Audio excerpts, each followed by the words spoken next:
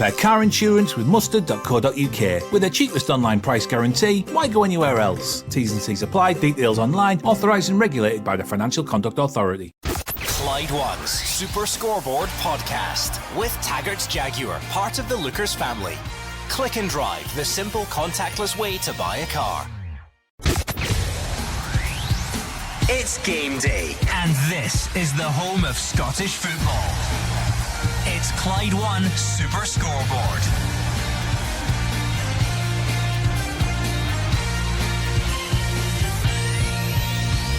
Good afternoon and welcome to Clyde One Super Scoreboard as we return to the comforts of domestic football after a bruising week for Scottish clubs in Europe. Celtic will be hoping to convert more chances than they did on Tuesday when Hibs come to the east end of Glasgow.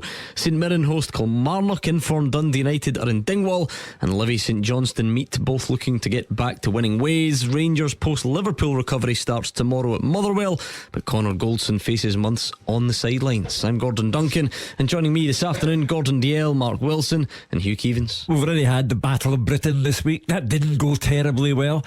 Now it's a tale of two cities, Glasgow versus Edinburgh at Celtic Park. Ange Postecoglou spent yesterday defending his shot-shy strikers, but the facts are Dalziel has scored one goal all season, Kyogo has scored one goal in the last 8 games, and Abada has gone off the boil. It wouldn't surprise me if Ange Postecoglou left a lot of them out today. Mark Wilson, it's been quite the week, but lots of good football to look forward to today. Certainly saw a bit reactions, I think, today, and the Celtic fans going along will certainly look for a reaction after midweek's game, and then on to tomorrow will be the same for the Rangers fans. But today, Gordon, Celtic v Hibs, another one that everyone looks at in the calendar and expects to be a cracker. St Mirren looking to leapfrog Hibs into third place if results go their way today, and Livingston a chance to go back into the top 6. Looking forward to it. Looking forward to a nice weekend of football, Gordon. I think we'll get bags of goals. It's a good fixture list. Obviously starts today. Everybody will have their eyes on what that Celtic team's going to be like. Plenty of changes maybe be forced.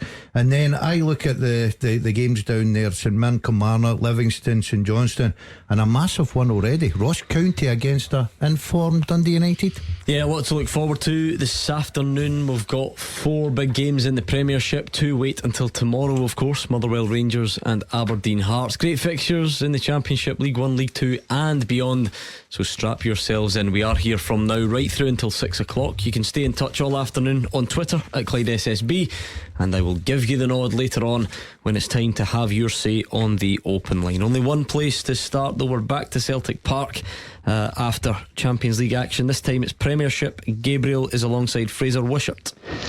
Yeah, Celtic back in action today, and manager Ange Postecoglou has made 5 changes to his team from midweek. He's freshening it up as his teammates go 5 points clear at the top of the table before a wounded Rangers play tomorrow. Things have slowed here recently. Just 2 wins in the last 7 for the defending champions. Those 2 were in the league, and when you look at the table, it still has been an impressive start, winning 8 of their league matches. There's some injury concerns long term, of course. Captain Callum McGregor, Jota and Carl Starfelt are all still out, but the changes been made today are more from a freshening up things point of view. The 5 players that come in are Ralston, Bernabei, Moy, Forrest and Giakoumakis, and the 11 is as follows: Joe Hart in goal, a back 4 of Anthony Ralston, Cameron Carter-Vickers, Moritz Jens and Alexandro Bernabei. Midfield 3 of Aaron Moy, Matt O'Reilly and Reo Hatate means that Sead Haksabanovic moves back into the forward line alongside Yorgos Giakoumakis and James Forrest. The substitutes: Siegrist, Taylor, Kyogo, Abada, McCarthy, Ideguchi, Albelgard, Maida and Juranovic. And what about the visitors? Well, Hibernian are up in 3rd place. They won 4 of their last 5 and were unlucky not to get at least a point on Tuesday night against Dundee United. The Lee Johnson era is beginning to gather pace, but this is certainly the toughest test of the season so far. He's made 2 changes from last time out. Lewis Stevenson comes in, making his 551st appearance. Harry McCurdy also comes into the side. It's his first start as a Hibs player. Their 11 is David Marshall in goal, a back 4 of Chris Cadden, Ryan Porteous, Paul Hanlon and Lewis Stevenson. Midfield 3 of Noah Kenner, Joe Newell and Josh Campbell, and a front 3 of Martin Boyle, Mikola Kukurevich and Harry McCurdy. Subs: Schofield, Cabrera, McGuinness, Jair, Henderson, Mitchell, Yuan, Fish and Rocky. Now, speaking to stand-in Celtic captain Cameron Carter-Vickers yesterday, Fraser, and he admitted that Celtic haven't hit the heights in recent weeks, but he said says it's all part of the plan. You just think today, with a home game against decent opposition, it's the perfect game to get back on track and hit top form again. Yeah, and there'll be a full house here as well, Gabriel, who will come here and expect their team to take the game to Hibernian and their team to win. And it's been a long few days, I think, for Celtic supporters and Celtic people who work at the club and all the players as well, because they're virtually out of Europe. It's a real blow. But when you play for the Old Firm, you play for Celtic, you can't feel sorry for yourself. They have to come back and win today, and win with a wee bit of style. And Hugh giving us the stats about the goal scorers earlier and the forwards earlier, it just shows you the strength of the squad, though. They can leave all these players out. Jota's out, they've still got Abada, Maeda, they've got Kyogo on the bench, and they've still got quite a potent strike force. So there's no excuse today for Celtic. They have to come here, win, and win with a bit of style. Yeah, that's right, Gordon. A big day, especially for the forwards coming in, Giakoumakis and Forrest as well. You're looking at them. Can they hit the heights? Can they get back in the goals? Kick-off is about 50 minutes away. It's a bold team selection from Ange Postecoglou. The last time he made this many changes was against St Mirren in Paisley, and that didn't go very well. But I can only repeat, Kyogo's not been scoring regularly at all. Dalziel, 1 goal this season to his name. Abada, a terrible sitter, missed at Perth last weekend and generally gone off the boil. Jota, unfortunately for Celtic, not fit to play. So it's a bold team selection, particularly up front with Forrest, Giakoumakis and Haksabanovic. Certainly is interesting, especially that front line. I mean, Giakoumakis could argue for starting, of course, because he always seems to score, and Kyogo hasn't been himself recently. I think everybody would agree with that. Haksabanovic off the left, Forrest off the right. Well, I mean, Forrest's been there, done it, so he knows what's expected of him. And at the back, Ralston coming in. Well, Ralston's never let his manager down, really, but Juranovic is such a big player.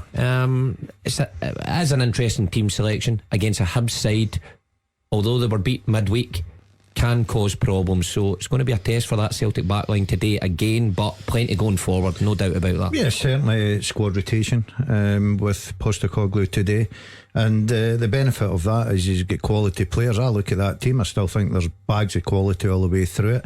Bernabe, I keep saying, I think he's got to be a top player for Celtic. I really like him at left back. Good opportunity this afternoon to show the Celtic fans at Celtic Park what he's all about.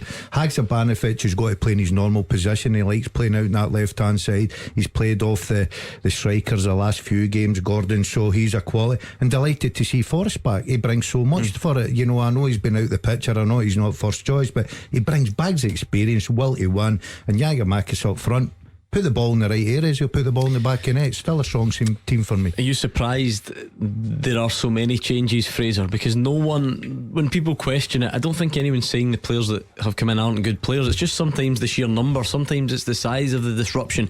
We only need to go back a couple of weeks, as Hugh says, make changes, lose against St Mirren, and then nearly every Celtic fan on the Monday night phones in and says too many changes were made. But Ange Postecoglou clearly sticking to his guns.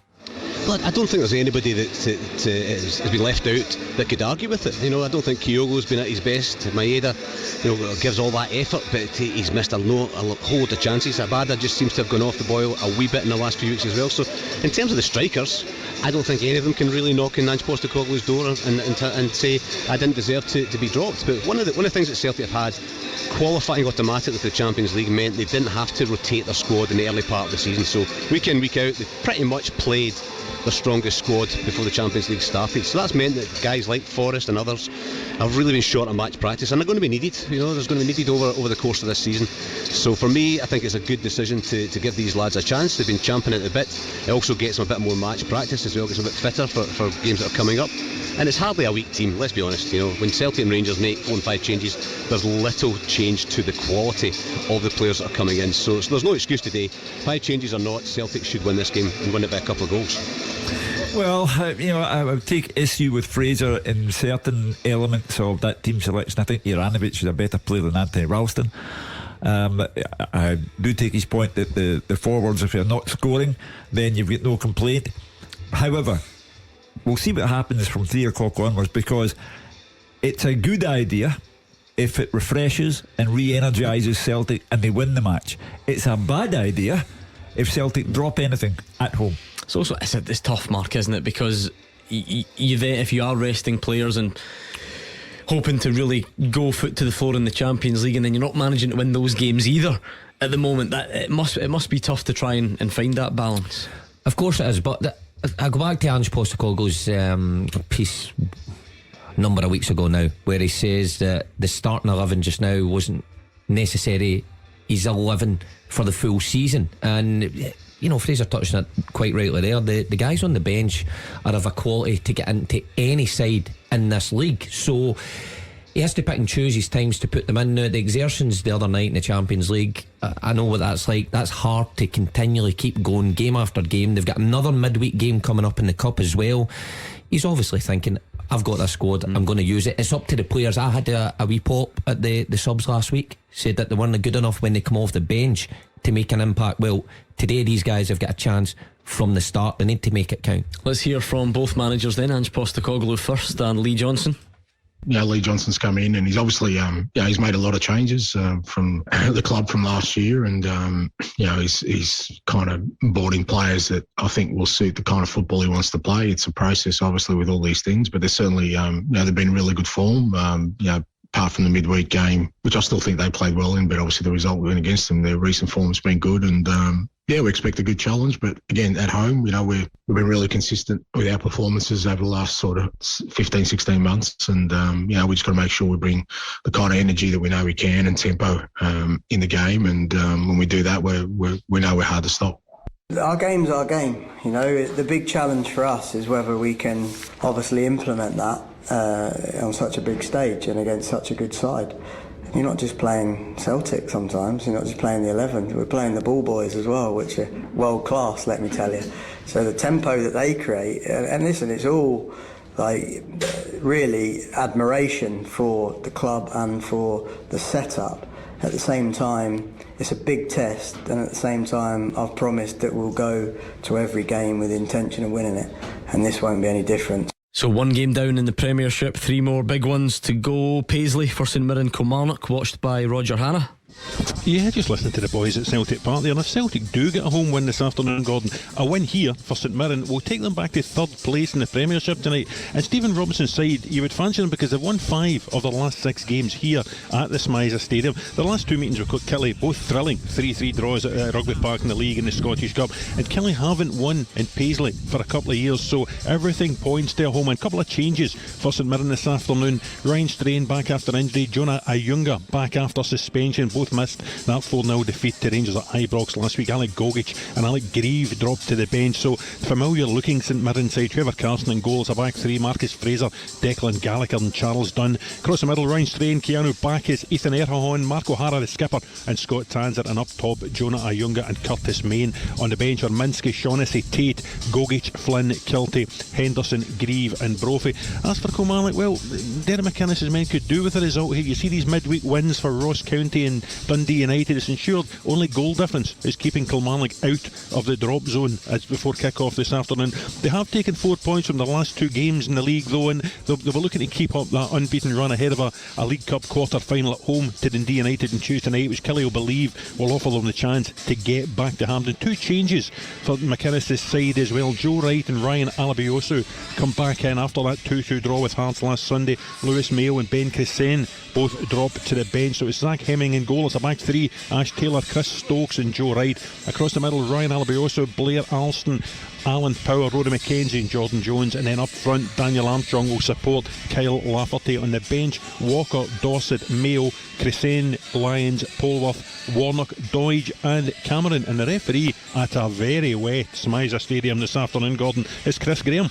Not too far down the road in Paisley was Roger Hannah. Let's go along the M8, where the big question, I think, from the Tony Macaroni Arena, David Friel, is how are the new goalposts? Because this time last week there was a bent crossbar.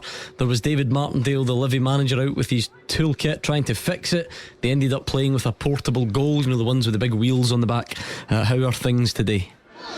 Yeah, they're okay, Gordon, but I witnessed a dramatic moment earlier. I was here nice and early, and just as I came in, setting all my stuff up, 3 Livy officials marched towards the goal. The measuring tape came out, and I'm thinking straight away, not again. But all's good to go. The goals are pulled out, no issues. Knowing David Martindale, he probably spent the night here just guarding the goals, given how many hours he puts in at Livy, just to make sure there was no issues. But yeah, they look good, they look fine. Pitch is looking as it always does. Plastic pitch and the sun is shining, so a good day for football here. And I think the most important thing for David Martindale is that, you know, his players make use of the goalpost this week after the defeat to Ross County last week. They were very, very unlucky, but they have lost their last two against St Mirren and Ross County, so they'll be motivated to get the win today. As Mark said, it will take them back into the top six. I think this one's really important as well for Livy, given they play Rangers next week and then Celtic the following week, so a big day for them.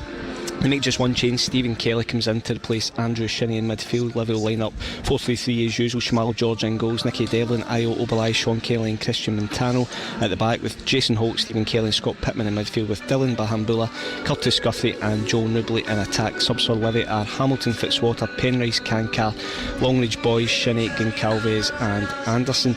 As for St Johnstone, everybody saw their last minute agony against Celtic last week. They came so close to that draw, only for Georgios Giacomakis to score that goal, but they've actually done quite well at Tony Macaroni in recent seasons. I think they're unbeaten in the last 4 visits and they've actually won 3 of those games, so Callum Davison will be hoping the plastic pitch won't be an issue. And they also come into this game off the back of 2 defeats as well, so huge game. As I said, they can actually overtake Livy today. It's 9 versus 8, so big one for them. They make 2 changes. Theo Bair and Stevie May come in for Nicky Clark and Max Kucheravi.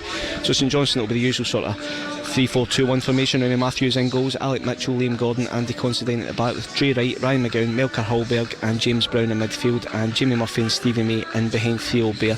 Subs for St Johnstone are Parish, Gallagher, O'Halloran, Montgomery, Crawford, McLennan, Phillips, Kucheravi and David Witherspoon. And the referee at the Tony Macaroni is Kevin Clancy. Oh, what a relief, Hugh Keevins. Last thing we needed was a bent crossbar 2 weeks in a row.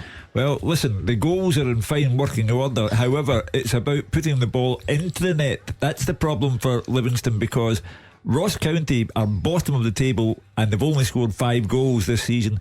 Livy are only 2 better off, so they really need to be doing more in front of goal, never mind the size of the goals. Yeah, get the spirit level away and the shooting boots on. That's the message from Hugh Keevins ahead of Livingston against St Johnstone. Ross County are at home, Dundee United the visitors, but the fact that game's in Dingwall means only one thing: that Dave Galloway's had his pre-match wimpy on the way to the game. Am I right? Gordon, you know me too well. Spicy bacon, quarter pounder, chips and a large diet Pepsi. Very nice. I like how you went diet, Dave, just to keep a wee eye on things. That cancels it out, doesn't it? I'm sure.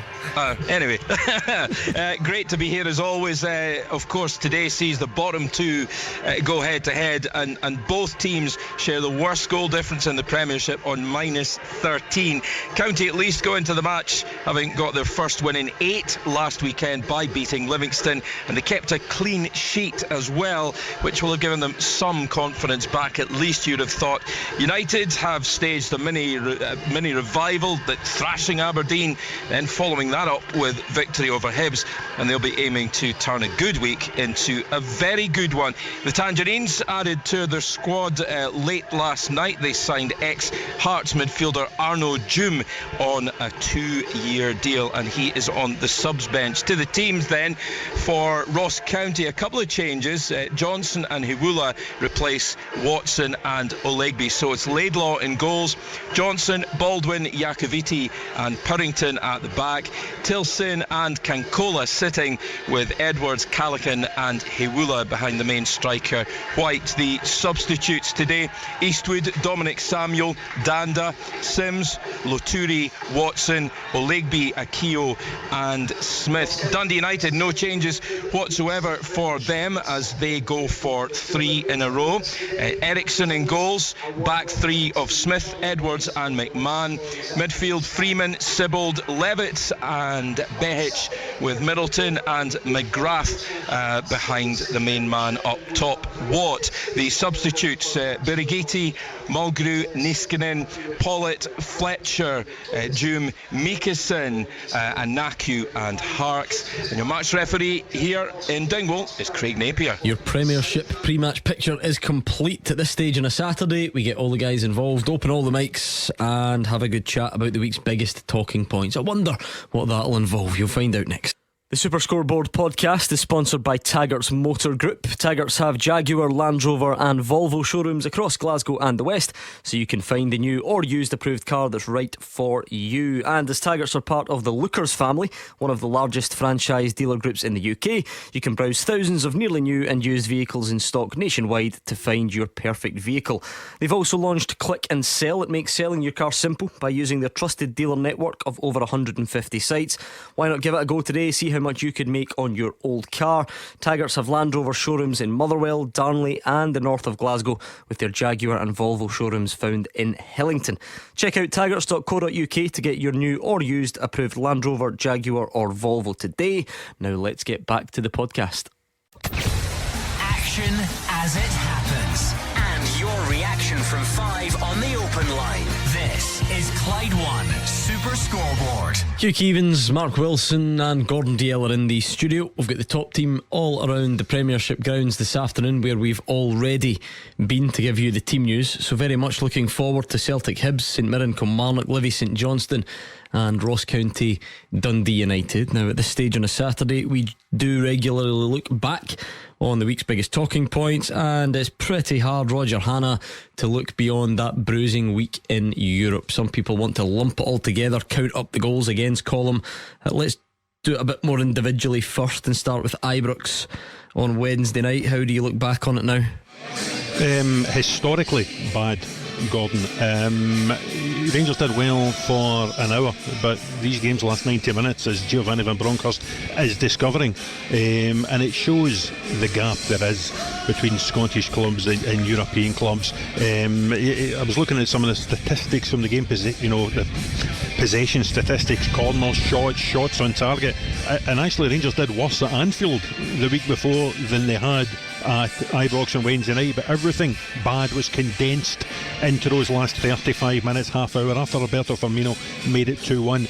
And I think the thing that will alarm Giovanni Van Bronckhorst the most was the speed and scale of the collapse once Connor Goldson and Ryan Jack went off. They're two players who have been mainstays for Rangers in recent times. They're going to be out for a period of time now, certainly until after the World Cup, and there are a few players in the staff at Rangers who are now going to have to step up like never before. Fraser Wisher, where do you sit on the predictable fallout of, come on, this is Liverpool, this is Mo Salah, this is multi-million pounds, what do you expect, versus that's all well and good but you still shouldn't lose 7-1 at home?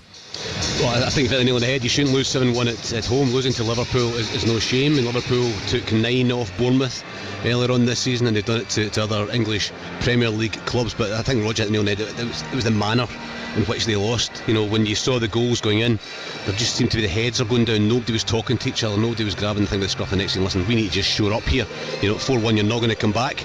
So let's just try and see the game out. And it was the number of goals in a short period of time that were pretty worrying. But I think, overall for Scottish teams, it's becoming, what do you want? With the beginning of the season, it's all about, let's get into the Champions League. Get into the Champions League and all the money. But over the recent years, even Brendan Rodgers' Celtic, they've taken a few heavy defeats as well. So that's what you get at this level. So it's either, is it that, or is it the joy that you get on the field of play that Rangers gave their supporters last season, when you're playing down a level, but you can compete at that level and get there. But it's for less money, and I don't know what the fans would want more. But certainly it was the manner of defeat. Losing to Celtic, losing to Liverpool, losing to Napoli, even losing to Ajax. It can happen. They're very, very, very good teams, but it's the manner of those defeats, particularly Ajax away and Liverpool at home.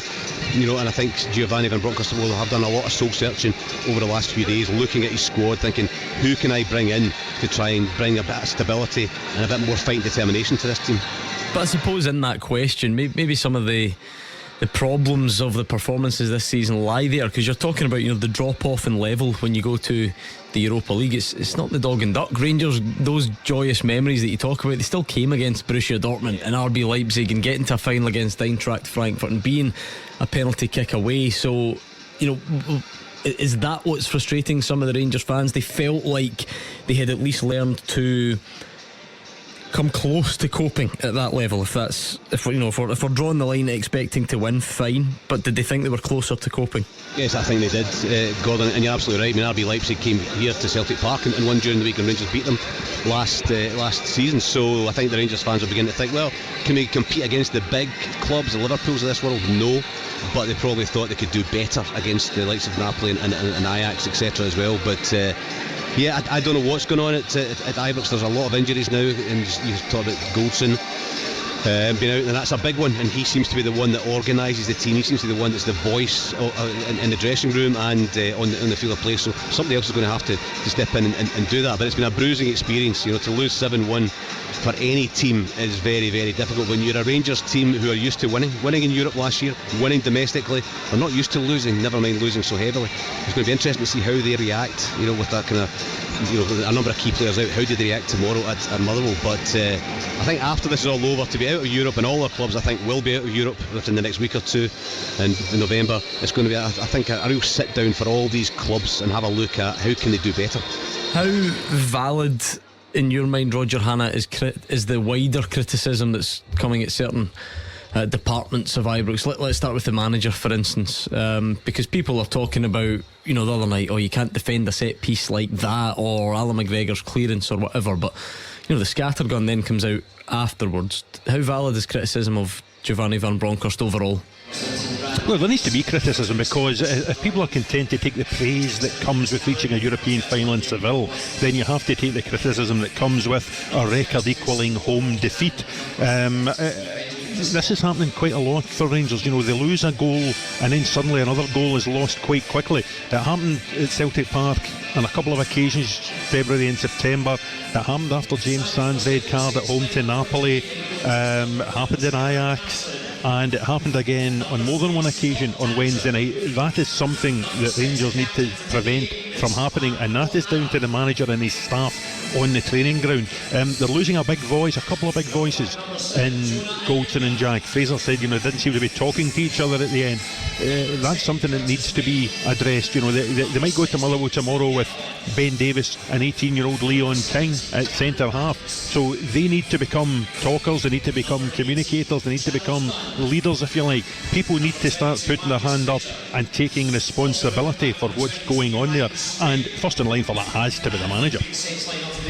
I guess it's just the nature of it, Hugh. When there is a defeat so heavy, the talking points are not limited. We've had all sorts. Even last night, recruitment's not good enough. Giovanni Van Bronckhorst isn't doing well enough. The players, the board, I've heard it all. The medical team, I'm sure, are getting it at some point as well for the injuries. I'll go back to the very first game they played in the group against Ajax. I think the manager set a negative tone by saying, well, we can't really compete at this level, it's unrealistic to think we can. Then they take a passive attitude to the remainder of their games. They've lost 16 goals in the section so far. They continually make mistakes, do not learn from them, and make the same mistakes over again. I go back to the manager having created that mindset. I think the players are quite happy to say, and James Tavernier joined in by saying getting into the Champions League's a bonus. Celtic have lost 7 Champions League matches in a row at Celtic Park. 7. But they keep coming back for more. Ange Postecoglou's philosophy is they'll come back, they'll try, and they'll play their own football. Now, some people might say that's the wrong attitude to take, and that he should learn to modify his game. However, at least give him credit for having a go and being in the matches. Rangers are taking a passive attitude to their work, and they're nowhere near the matches. David Friel, I understand why people do it, and Fraser's given us the big, the overall picture of our Scottish clubs that aren't good enough. Ange Postecoglou doesn't sound like he wants lumped in with all of that. Listening to him yesterday, he launched a fairly passionate defence of Celtic's sense of belonging at that level. I think it's probably fair enough if you look at the body of evidence of Celtic's 4 games, Gordon. First out against Real Madrid, very competitive, missed chances. Shakhtar Donetsk away, should have won the game, missed chances again. Leipzig again for the first hour, missed chances, and then the other night I think Leipzig over the 2 games were better than Celtic, but I think Celtic have been competitive, and I think if the strikers had been on it, they could have easily be sitting on 4 or 5 points just now, and I think that's the tale. understand how it's all lumped in together. I think Rangers have other questions to ask in terms of, or other questions to answer, in terms of mentality and how it's gone and how they've collapsed in certain games. I think for Celtic the focus should be on the strikers, because I just don't think they've delivered. You know, I like Kyogo, I like Giakoumakis, but at that level, with good chances, they just haven't delivered. And I think it's probably going to give Ange Postecoglou food for thought going forward. If Celtic do get back to the Champions League, do they need better in that number 9 position? Yeah, I understand what everybody's saying. I think that if you look at the Champions League, and I think Hugh is spot on, I think if you're a Celtic fan, you're more happier with the performances and effort that Celtic are given in the case of chances in front. I think if you're a Rangers fan, you'd be very concerned about Wednesday night, especially when it went to 3 or 4. I think Fraser makes a great point. Mark's played the game, we've all played the game. As a player, you know that game's away from you. The one thing you then look to go, don't get embarrassed. Batten down the hatches, try and make it as difficult as you can. Sit in, don't give them the collapse, Gordon. I've never seen a Rangers team give up like that in a long time, and it was embarrassing for them. It really was. Look, Fraser's right, Liverpool have done that to teams like Bournemouth in the English Premier League, but when you come to Ibrox and you've been to Anfield 2-0, they come out of Anfield 2-0, and to me they seem quite pleased with that. Wednesday night, the minute it went 3-4, you could see it happening. Even the manager took a back seat and sat when the cameras went on him. He took a back seat and he sat if to say, I don't know what to do here, because the players don't know what to do. That's alarming for me. I think if you look at their big players, the Ryan Kents of this world, I look at Kamara, I look at Morelos ticking his contract away. He's not contributing a lot to it. I know that Cholak's been in good form. I look at certain players that have offered nothing. I look at the goals they gave away. Now, when you're playing Liverpool, who are under a little bit of pressure, Klopp's come in for a bit of pressure, you go 1-up. What a great start. You don't let them back into the game with, and I'll say it again, an amateur giving away corner kick, and Firmino stands there and just heads the ball in the back of net. Too easy. I thought Rangers collapsed, and it's alarming for me. I think there's a mentality issue at Rangers at the minute, and it could stretch back all the way to that game at Celtic Park. When something doesn't go their way in the big games against top opposition, they sink very, very quickly. Now, the argument again is the Europa League. If we're taking that aside, the Celtic games, the Champions League, things don't go their way. There seems to be nobody that steps up and galvanises a team and pulls them together to get them through. I agree with Daz a bit when the cameras went on Van Bronckhorst. Yeah, he looked shell-shocked. But the players on the pitch seemed to believe what their manager had said in Matchday 1, that they couldn't compete. Now that's a huge problem. If you're in this competition, you've got to find a way of competing. Now if that's getting closer together and saying we'll take a 3-1 defeat here at home, so be it. But they were lost. Ange Postecoglou's taken off with people who criticise Celtic's performances because, as you said, Gordon, it doesn't want lumped in with everyone else, because he is playing his football and they are competitive in the matches. And to be fair, it isn't leading to a much different outcome, because they're both bottom of their respective tables. But I do think that people come along, the fans of Celtic and Rangers expect one basic thing. They expect effort, no matter who they're playing. And I think the manager, Giovanni Van Bronckhorst, set a negative tone in Amsterdam, and Gordon, as a former manager, Mark as a former manager, will say if you give players an out, we'll take it. The thing I always wonder about on this show, Roger, is it's quite easy to fall into the trap of trying to put Europe just in its own box and saying, oh, well, do you know what, the league's the priority anyway and we don't belong at this level, all these things that you usually hear. But it is not possible to leave them separate. And I know I'm being very literal here, but Connor Goldson can't play in the Premiership against Motherwell tomorrow because he got injured in the Champions League. The Champions League defeat to Liverpool puts more pressure on Rangers to go and do something at Motherwell tomorrow. The Champions League shyness in front of goal puts more pressure on the Celtic strikers to do that right against Hibs today. So this notion that it can just live on its own, I don't really see how that works. 100% correct, and you can see it in all of performances. You can include the Hearts in this as well. Hearts ran away as the third best team in the country last season when they weren't burdened with the fixture schedule, the type of fixture schedule they're burdened with at the minute, Gordon, and they're struggling. They've got injuries, they've hardly got a fit centre half because of the pressure that the fixture list is putting on them.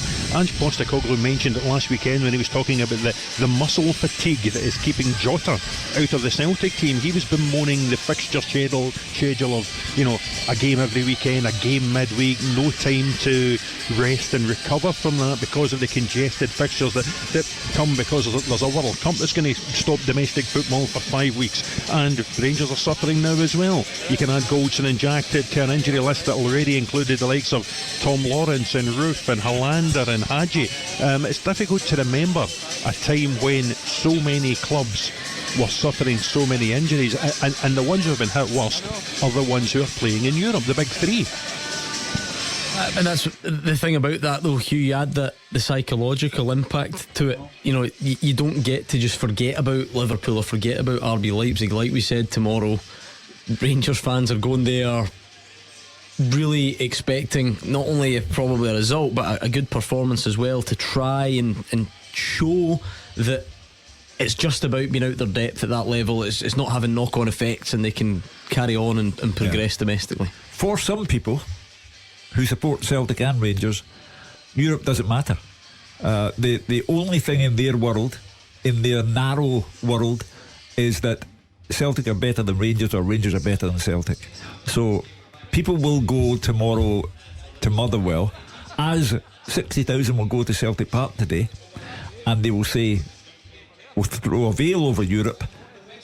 Celtic have to make sure that they win today and go 5 points clear. That's the bit I'm disagreeing with. I don't think they do, because otherwise, do. Well, why is everyone putting such an emphasis on the Rangers' response tomorrow if it's just a completely separate thing? Because people will react in that manner on Thursday. So you don't think Rangers fans you think there's a large percentage of Rangers fans that aren't going to Fir Park tomorrow with Liverpool on their mind? I feel like they all will be, every single one of them. Well, they're when the doors opened at 4-1 and the fans left the stadium, you could see the depth of disappointment. That's my point. They're not going, oh well, at least Fir Park will be good at the weekend. And they are embarrassed by what happened to Rangers, because Rangers should never be losing 7-1 at home, 6 goals in the second half. However, the league will still be the priority. Yeah, but that's where it I'm matters, not doubting that. Not once would I doubt that. Rangers go 1-0 down at Fir Park tomorrow, Europe will be getting remembered. That's the point. That's what I was going to say. If Rangers leave Motherwell tomorrow with no points, let me tell you, that Wednesday will come into play big 100%. time. Anyway, let's go back around the grounds next. We've got big 3 o'clock games not far away. The team with the biggest support in Glasgow and the West. This is Clyde One Super Scoreboard. Fast approaching kick-off in the 3 o'clock games. We've got 4 big ones in the Premiership and then 2 tomorrow. We're going to get the final build-up to kick-off at Celtic Park. So in the meantime, let's go to some of the other venues. St Mirren Kilmarnock's a good one just along the road. Let's hear from Stephen Robinson and Derek McInnes. I think they've been unfortunate at times. The league table again, as it was last season when I came back up the road, very, very tight. You know, you're 2 wins from being a top 6 side and two losses from being a bottom 6 side. So again, it's still very early on in the season. I think Derek's put a decent squad together. I've a lot of respect for Derek and Tony, and I'm confident with their experience. They'll have a decent season. So we're prepared. As I say, we always look at their weaknesses, their strengths, and we believe we can exploit certain things, and we have to be wary of certain things. Home form's been more than decent, but trying to kind of be a wee bit more productive on the road. The fact that we feel that this week's a significant week for us. We've got two home games after this, one in the Cup, and then Ross County here next Saturday. So we're hoping that we can be, if we can get 2 league wins and a semi-final place booked in the Cup, we feel this is a really significant week for us. In terms of the first round of games, I think it's too early to judge or make too many kind of harsh calls on anybody at the minute, but for ourselves we feel as though we are improving as we go, but there's still loads of improvement in us. Yeah, the away form or lack of for Kilmarnock, Roger, is striking, isn't it? It's played 5, lost 5, scored 1 and conceded 9. So the bar's been set pretty low. Can Derek McInnes look for that improvement on the road? Well, we need to look for the improvement on the road, otherwise it's going to be a very long season for them, Gordon. It looks a quite attacking side today, you know. We hear good things about Ryan Alabiosu on loan from Arsenal up the right hand side. They've got Jordan Jones, Rory McKenzie, Daniel Armstrong, who's done so well lately, and of course Kyle Lafferty leading the line of what could be his last league game before his date with the Hampden hierarchy on Thursday. So they've certainly got goals in the team, but they're coming up against a very, very strong St Mirren side. Marcus Fraser back into that back three to allow Ryan Strain back into the team. Jonah Ayunga back up top with Curtis Main. So it's a big ask for Kilmarnock to do something about that away form today, but they are going to have to do something about it so far. When you see the likes of Ross County, an ability to go to Livingston and win a game, it's very tight down the bottom, and you can't just rely on form at Rugby Park, I'm afraid. Yeah, looking forward to that one in Paisley. St Mirren Kilmarnock, a lot to like about that fixture. Livy St Johnstone, look, we're over Crossbar Gate, going to try and not mention it. I'm giving myself maybe 3 more mentions between now and the end of the show. But in terms of a football match, David Friel, they'll be 2 of the most evenly matched teams in the league. Really, there's only 2 points between the sides.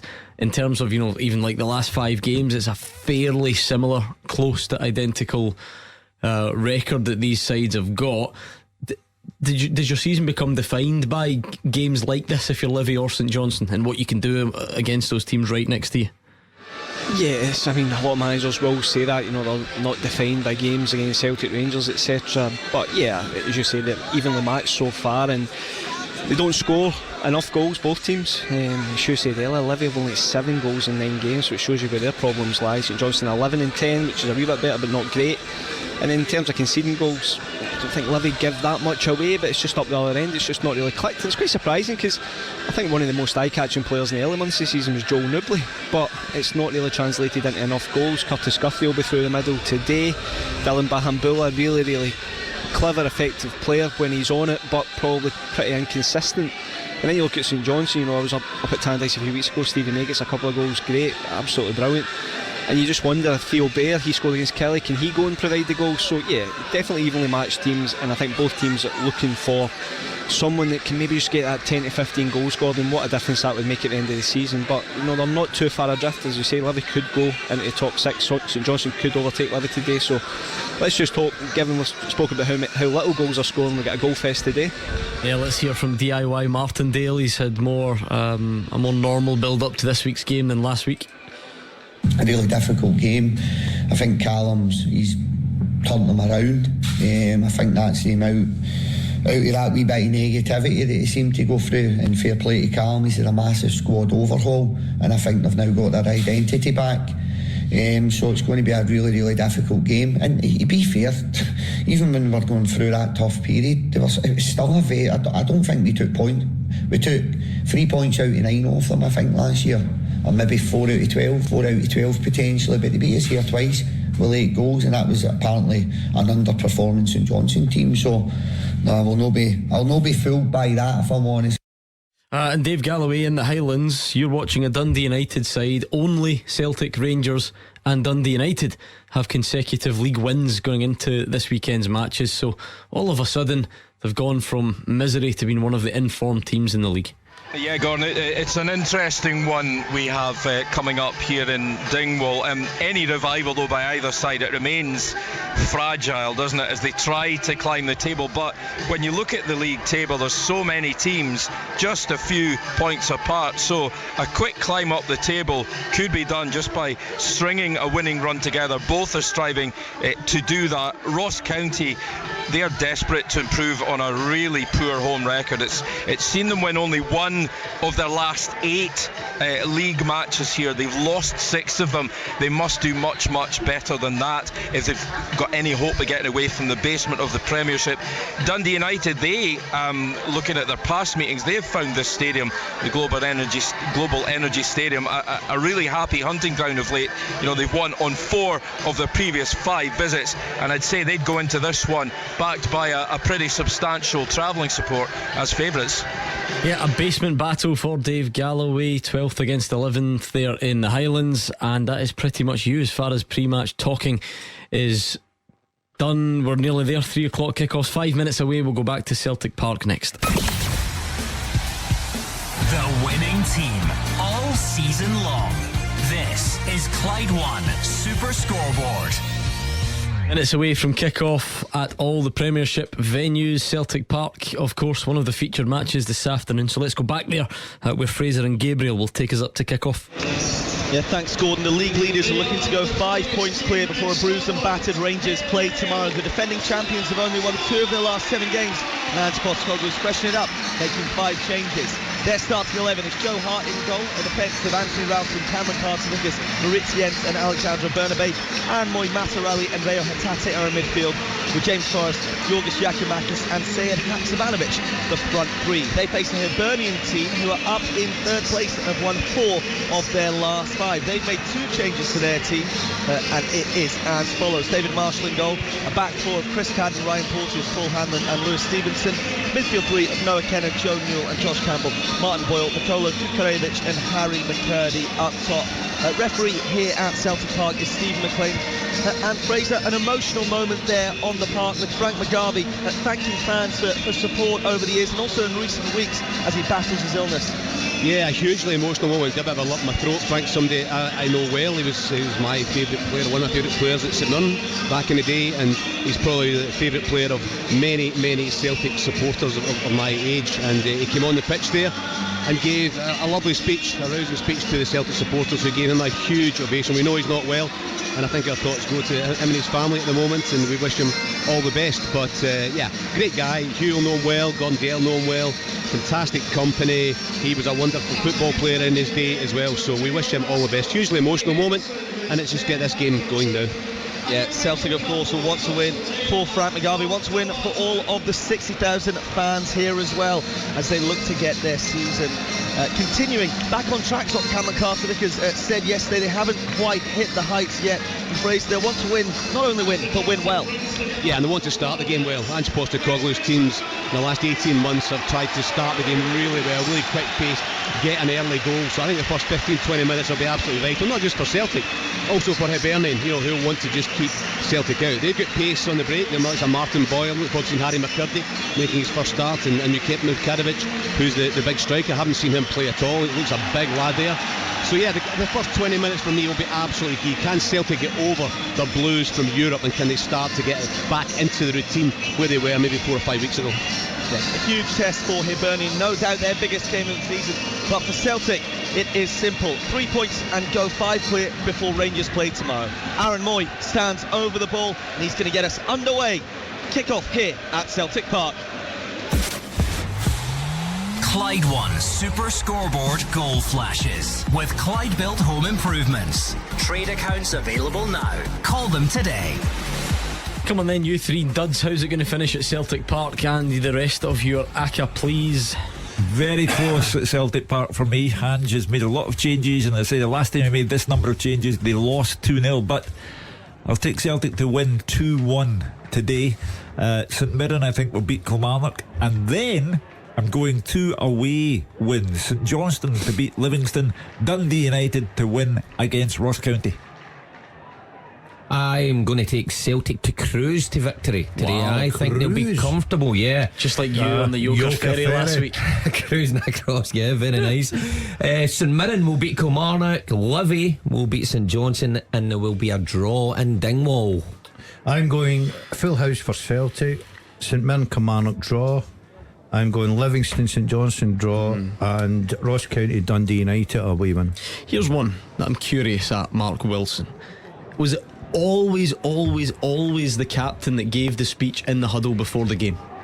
In my time, yes. Before I came, I believe so, yes. Have you I know noticed where this? you're going with us, yeah. Because it's just happened again, by all accounts. So Cameron Carter-Vickers has got the armband in Callum McGregor's absence, but there was videos doing the rounds on social media. It looked like the Leipzig game. It was Greg Taylor that was giving the big rousing speech. You could see him going, Hugh, and he was very animated. And by all accounts today, it was Joe Hart that was doing the speaking in the huddle, although Carter-Vickers has got the armband on. Well, for some people, they will not care less. I just think it's just an interesting little observation. And my response to that observation is that I read that Cameron Carter-Vickers is not the most vocal at Celtic Park, and therefore you need someone who is vocal and passionate. I'm not saying he's not passionate about Celtic, but apparently of a quiet nature. Maybe you should let Frank McGarvey do it today. Well, I'm actually going to get to him in a second. I'm glad you mentioned. Just quickly, 2 goals going in down the divisions in Scotland. Dale Carrick, who's in great form, Stirling Albion, who are in great form, 1 up at Stenhousemuir, and Bonnyrigg Rose 1, East Fife 0. Callum Connolly in the second minute. Stevie May almost scores inside 10 seconds, a left foot volley wide of the target. I do want to touch on Frank McGarvey for sure, so let's quickly do the teaser, Hugh, just so people have got time, and then we'll get back to him in just a second. The first half teaser with the scottishsun.co.uk/football for the best football news and opinion online.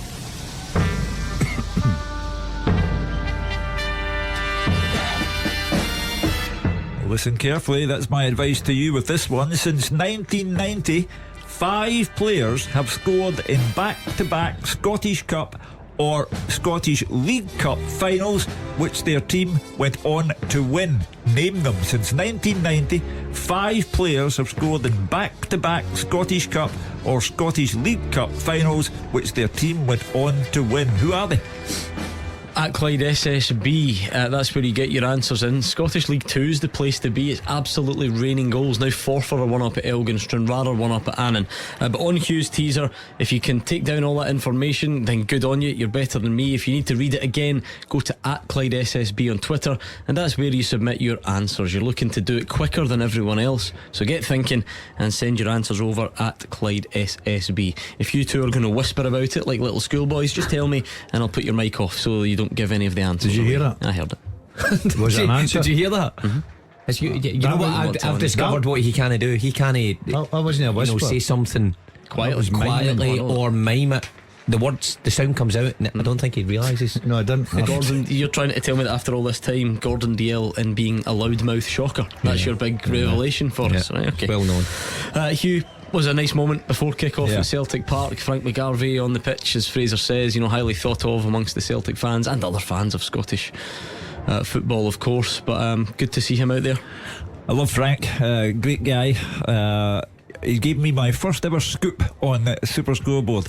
He played in the cup final for Celtic on the Saturday, scored the winning goal in the cup final. Celtic came from 1 down to win 2-1. Frank, a header, won the cup, and I was sitting at the news desk on the Monday afternoon going to do lunchtime sports desk, and Frank phoned and said, "You'll never guess what's happened." And I said, what happened, Frank? He said, "I'm up for sale." So he scored the goal that won the cup on the Saturday, and Celtic put him up for sale on the Monday. But he never lost his love for the club. Tremendous Celtic supporter. We know what Frank is going through at the moment. I can only say, Frank, I wish you every success. I love that story, and just from a journalistic perspective, how things have changed. Yeah. The notion that Jota phones up this office on Monday and says, "By the way, I'm out for 6 months if you want to just change times." Fraser left me out of knowing Frank, but I noticed that he said Hugh knows him and Gordon knows him. But I know Frank briefly, and I was involved in some charity matches, Celtic Select against a Rangers Select, and we had a host of these matches, and Frank was the manager, so I was one of the ex-Celtic players to go along. So it's not all. So like the team is a mixture of ex-pros and guys that have paid and guys that want to play. So there's only about maybe 4 or 5 years in each side. And I turn up, and Frank's the manager, and he made me a sub. At the start of the game, I was a sub. I can totally understand that, and the reason I can understand it is, so like some guy that stacks shelves for a living played in your place, was playing right back, and you were getting paid to be there. Gordon, Frank McGarvey played with Danny McGree and guys like Alan Snedden. He wouldn't even know this guy. Funny you should say that. I sent Frank a nice message this morning to enjoy his afternoon at Celtic Park. Terrific player. I played against him a right few times, and also terrific for St Mirren as well, Hugh. Oh yeah, brilliant player and great lad. Yeah, absolutely. Good to see him out there at Celtic Park. The game started brightly, I mean, in the way you would expect. Celtic attacking.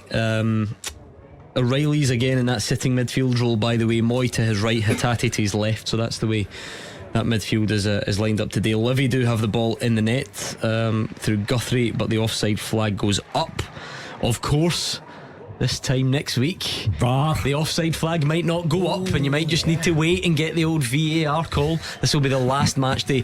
I don't know if I'm allowed to say this out loud, right? Because I know there's all this concern about bringing it in mid-season and so on, and certain anomalies, but do you think we can go out with a bang this week? Do you think we can get some outrageous decisions this week just before we bring VAR in? Is that wrong of me to suggest such mischief? This country is the home of the outrageous, whether it's the crossbar having a bend in it, hearts showers not working, this is the home of the outrageous. Somewhere today there will be something. I wonder how the officials are actually feeling. If they're looking, you think they're looking forward to it? Yeah, they're all looking forward to it for sure. But it's like any job. Imagine getting.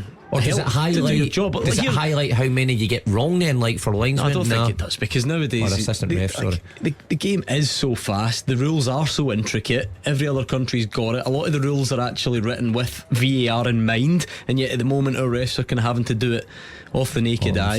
It's, it's like anything that gives you a help doing your job. It's like when Hugh Keevins had to go from feather and ink to a typewriter. It made it easier for him. It was faster, and things were speeded up. We're progressing. No, I'm looking forward to it. But Gordon Dalziel traded in his old Hickory driver for that fancy new one that he's got. You done with that yet? Pass that down. You've already got my old one. You've never paid me back for it. Gave you a bite. You gave me a bite with no Never wheels. forget. Gave you a bite. He gave me, honestly, somebody rented a flat. That's not even a joke. A full racer. A full bike. I'm glad it was a full bike. Just in case people thought exercise bike. A racer. I gave you. Yeah, with no wheels. Right. And it did have wheels. Whoever was renting the flat, the bike's gone, so don't come back for it, right? Because it wasn't his bike. I'm not being funny though. Keep it under wraps. The way that you lord the golf club over him is outrageous. That golf club, if you're lucky, is worth 20 quid now. That's more than that. It's ancient, and you passed it on to him, and now you hold it over him as if you donated some expensive right, I've got to be up front. I've seen it. No, it's a nice golf club, but the only reason I gave him it was it's actually illegal now. Yeah, I've heard that. Yeah. I don't care. I'm never going to play on the tour, so it doesn't matter. What's illegal? I can testify to that. Anyway, we've got one of these Goal flashes with Clyde Built Home Improvements, and it's at Celtic Park, and it is for James Forrest. Celtic in front against Hibs, a man who somehow goes a bit unnoticed these days. He's out of the picture quite quickly, given all the new signings, but still showing that at this level he's got a fair bit to offer. Celtic 1 up inside 9 minutes. James Forrest with the goal. Hugh Keevins. Is it coincidence that James Forrest prospers when he's played from the start? Because he's come on various cameo appearances this season and hasn't set the header on fire, but from the start, given the crowd, and he understands what Celtic need today. They need to give a positive account of themselves, and James Forrest from close range has done that for them. Yeah, it's Haksabanovic with the cross. He started really brightly for Celtic. He's been involved in everything. Cross to the back post, first time volley, close range from James Forrest into the bottom corner for his 99th Celtic goal. 99. We'll be looking for that 100 this afternoon. I've got to say, I'm delighted because I've stuck with him throughout the bad times. He's one of your favourites, isn't he? You've got that select little band. James is one of my favourites. James and Scotty Ibrox. Yes, I've got ones that I pick out that people write off very quickly, but this guy's started today. You've not got the medals and the games under your belt that he's got if he ain't a good player. He is a good player. He's still got a lot to offer. He showed that today, and I hope he does get his 100th. I'll be happy for him. Good cross, good finish, Mark. Oh, fantastic. And I mean, the ball in's terrific. The finish, James Forrest has made a career in that, being in the right place at the right time. I know he's a winger, run at people, but the amount of goals, 99, it's terrific. I remember all those years ago, I'm making his debut. All Hugh Keevins has said is, do you think? And I know what the rest of the sentence is going to be, but I'm doing a personal bet with myself. Carry on. Do you think next week VAR might have had a look at that goal? I knew it. It's certainly tight on the old offside front. I'm not saying it's outrageous. We're talking about outrageous decisions, but this time next week it might not have counted. VAR might have had a look at that. We've not seen it slowed down, to be fair. Fraser and Andrew are obviously at the game and feeding it back to us, and it'll be interesting. An interesting one will be for the fans as well when VAR comes in, because say that was referred to VAR, everybody be sitting on the ground going, what's going on? No, because the big screen at Celtic Park will tell you. But that doesn't show you the it takes aye. But a lot of the then contentious decisions about tackles and things that fans may miss in that moment, I've heard the reports from down south that people going to games think there's a big gap where they're thinking, what is going on? Nothing's been fed back. Just another interesting thing to happen. Lucky enough to go to the VAR hub, if you like, in Glasgow earlier this week and see how it's all going to work. And look, first things first, I've got no idea how successful our refs will make it. We wouldn't pretend to, but we are quite self-sabotaging at times, Hugh. You know, we're determined that before it's even started that we'll be rubbish at it and it's a cheap version and we'll make a mess of it and so on and so forth. And maybe that is the case going forward, but all I can say, having been there, it's pretty impressive. I spoke to some colleagues who've been to Stockley Park, the big rich English Premier League version, and by all accounts our hub is just as good, just as impressive, does the same job. You know, you're not allowed to implement VAR without ticking all these different FIFA boxes. So FIFA have been in numerous times, making sure the right amount of hours have been done for training, making sure the equipment works in a certain way. So look, it's in place. Is it going to be plain sailing? No, because no country's done it plain sailing when they've kicked it off. But let's try our best to give it a bit of a chance. Well, you'll need to speak to the SFA's chief executive, I don't think that was particularly helpful. Who said it would be horrendous not for a great 3 choice months. of words. So, you know, but the slogan is minimum interference, maximum benefit. So we shall see if we can deliver on both those fronts. We'll delve into this a bit deeper during the week as we build up to next Friday, which will be the first game. But you know, Mark, for instance, at Celtic Park, so what would have happened there is on the big board, and it's the same sort of logo that every team with a screen will use. It will come up on the board, VAR check in progress, possible offside or whatever, and that's the way it will be. I think for some of the grounds, unfortunately, it's just going to need to be the stadium announcer that tells you that. See if he's got a sense of humour, it's got to be great. That's not going to be ideal. Because look, not every ground has a big screen. That's just the way it works here. I think there are some grounds that are going to look to use, you know, the sort of LED advertising boards that run around, like the one that's you had a good idea in that time. Make sure there's no rat running along it. Some will be. You know what, it does make it a good point. The stadium announcer, obviously he's got a vested interest in the game. I can't believe I'm having to say this, but there's a penalty check underway. This will be great. It's a goal. Oh, sorry, only kidding. Riling up their wee fans. How do you like the onions? I mean, David Friel makes a very good point, right? Livingston will be using the tannoy. Who do you think will be in charge? David Martindale. He'll have a mic with him in the dugout. That'll be great. So that's the right thing. I mean, we're moving on. All that to look forward to, and that's the way it will be. So it's all in place, so to speak, and we'll find out. We'll find out next week how it goes. Hugh Keevins. Well, you know, by nature we are an argumentative country. No, when it comes to football, yes, we are. So it will be argument upon argument upon argument. And never mind for 3 months. It will be horrendous from now until the end of time. But just kind of like what we do already. Anyway, I mean, we argue the one thing would be, Gordon, it should stop any feeling, you know, of proper injustice if you're talking about offsides, so-called factual decisions. So automatically that stuff sort of cleared up. It should definitely help with red card decisions, penalties. And I actually think it's a good thing that there's still going to be arguments, because I thought that's what everyone said. You know, when this was just a concept, everyone said that debates and a feeling of injustice was part of the fabric of football. So for me, just a personal thing, it's good that it'll still get things wrong, if that makes any sense. I agree with you. I think that if it was just plain black and white, Gordon, I think football can never do that. Exactly. So we'll all have our opinions, we'll all have our arguments over it, but the majority of time, and I think the most important thing, it will certainly help the referees who are crying out for it. The Rangers play Celtic before the World Cup starts? No. Oh, just as well then. They do not.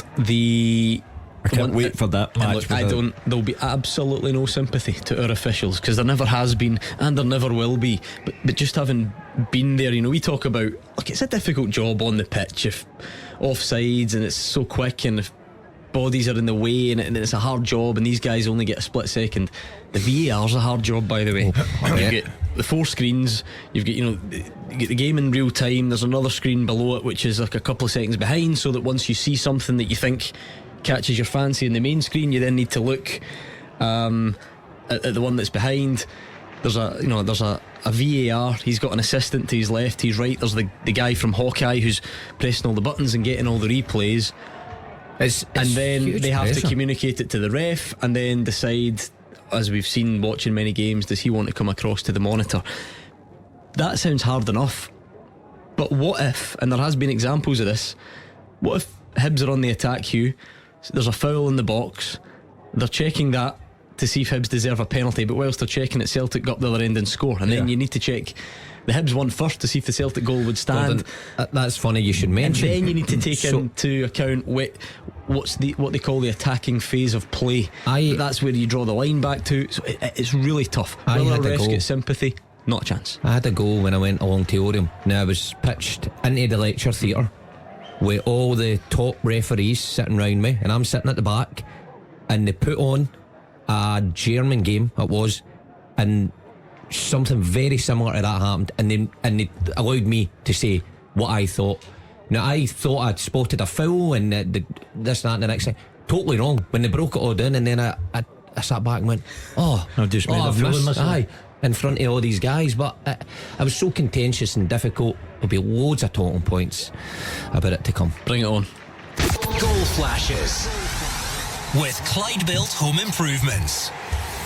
You know that theory that as long as you're creating chances, you just simply won't keep missing them because the law of averages catches up with you? Well, Celtic 2, Hibs 0, and Georgios Giakoumakis has Celtic on easy street already. 18 minutes on the clock, the big Greek striker gets involved. Forrest with the first, Giakoumakis with the second, and it's Celtic 2-0 up against Hibs. Well, so far Ange Postecoglou absolutely vindicated. He binned Kyogo, he binned Daisen, he binned Abada, and he brought in Giakoumakis and Forrest, and it has paid off big time for him. Both of sorry Hugh, just to describe it, both have come from the left. This one from Bernabe, a really good ball, and then a really controlled but emphatic side-footed finish from Giakoumakis high into the net, and Celtic cruising, Gordon.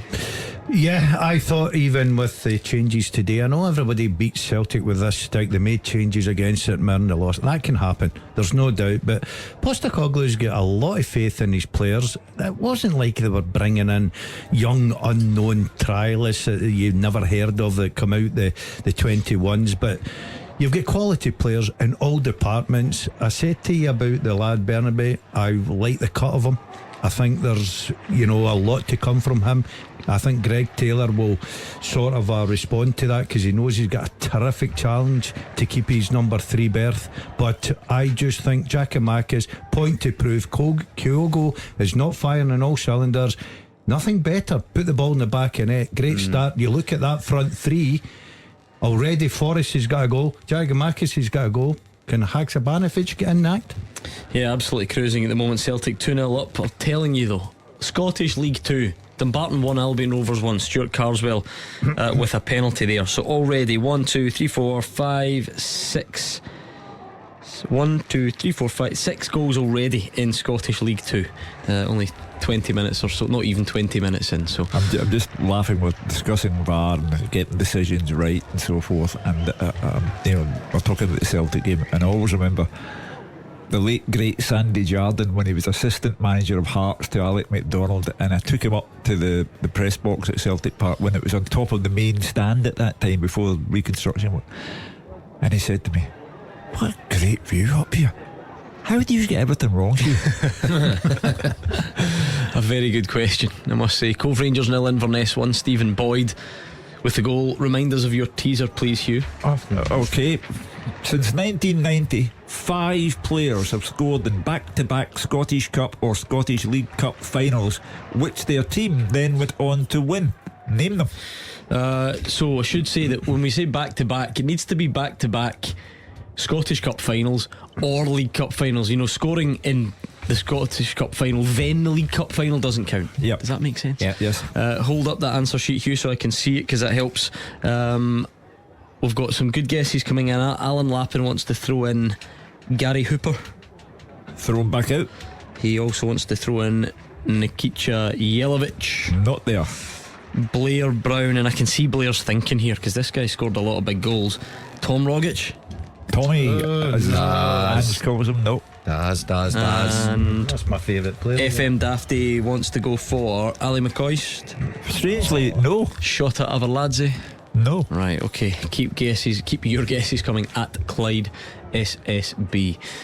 League One's trying to get in on the action. Queen of the South 1, Peterhead 0. Ewan East on 21 minutes for Mark Wilson's favourite team, QOS.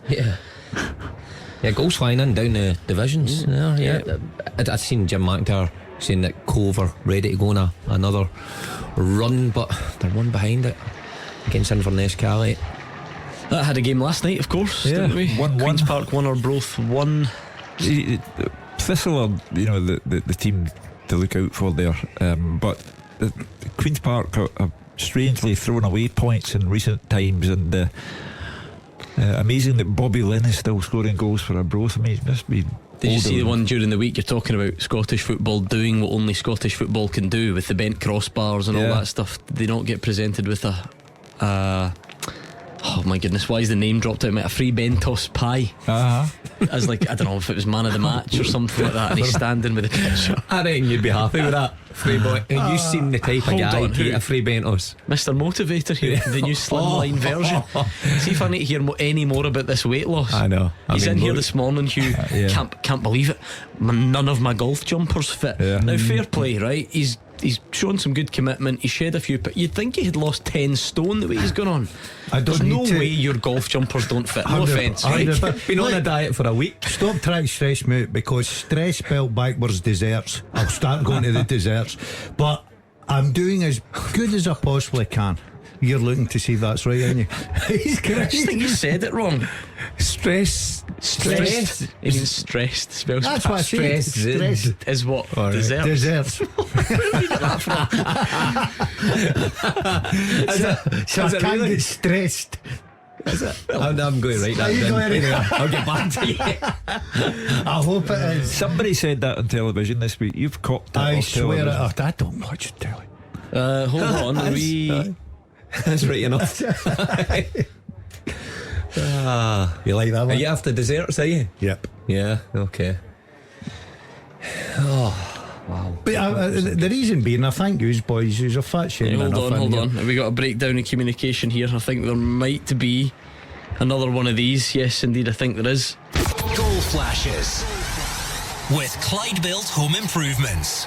My apologies, a delay on our end, and it is 3 for Celtic, and it's 100 for James Forrest. Recalled to the starting 11. It's only taken 23 minutes today. He's got 2, Celtic have got 3, and it's a bit of a howler from David Marshall. You don't see that too often, but well done to James Forrest, and Celtic are cruising. First time David Marshall's been back at Celtic Park since he left the club, and then had a good career down south. But James Forrest has won everything with Celtic and has been an outstanding player in the club's history. Sometimes remarkably, inexplicably, made a whipping boy on here. If anything goes wrong with Celtic, James Forrest is normally among those who get criticised first of all. So congratulations to him on his 100th goal for Celtic. And Ange Postecoglou, 25 minutes in, 3 goals up. Are you sticking with that tight prediction you come out with? Well, you see, I got it Sandy right. Was right about got you. it right last week. 2-1 for Celtic, and I knew I would be stuck. I'd be stuck in one in a row. Goals 5 and 6 against Hibs over his Celtic career for James Forrest. 20 and 30. He must 34. be in his 30s, yeah. 34, I think. James Forrest? No, he's 2 years younger than me. He's What age are you? He's about 30. How was it your birthday? Oh, he's older than 30. No, he's 2 31, years. Well, 31, I think. 31. Yeah, 31. So you 32 or 33, and I'll work it out for you. Well, it does depend what time of the year we're in. Right, but you just said 2 years. So it's not exactly 2 years to the day. He's 31. Right, well, I'll tell you, I am delighted for the boy, because I think he's got so much to offer. He's went right down the pecking order. A lot of doubters out there.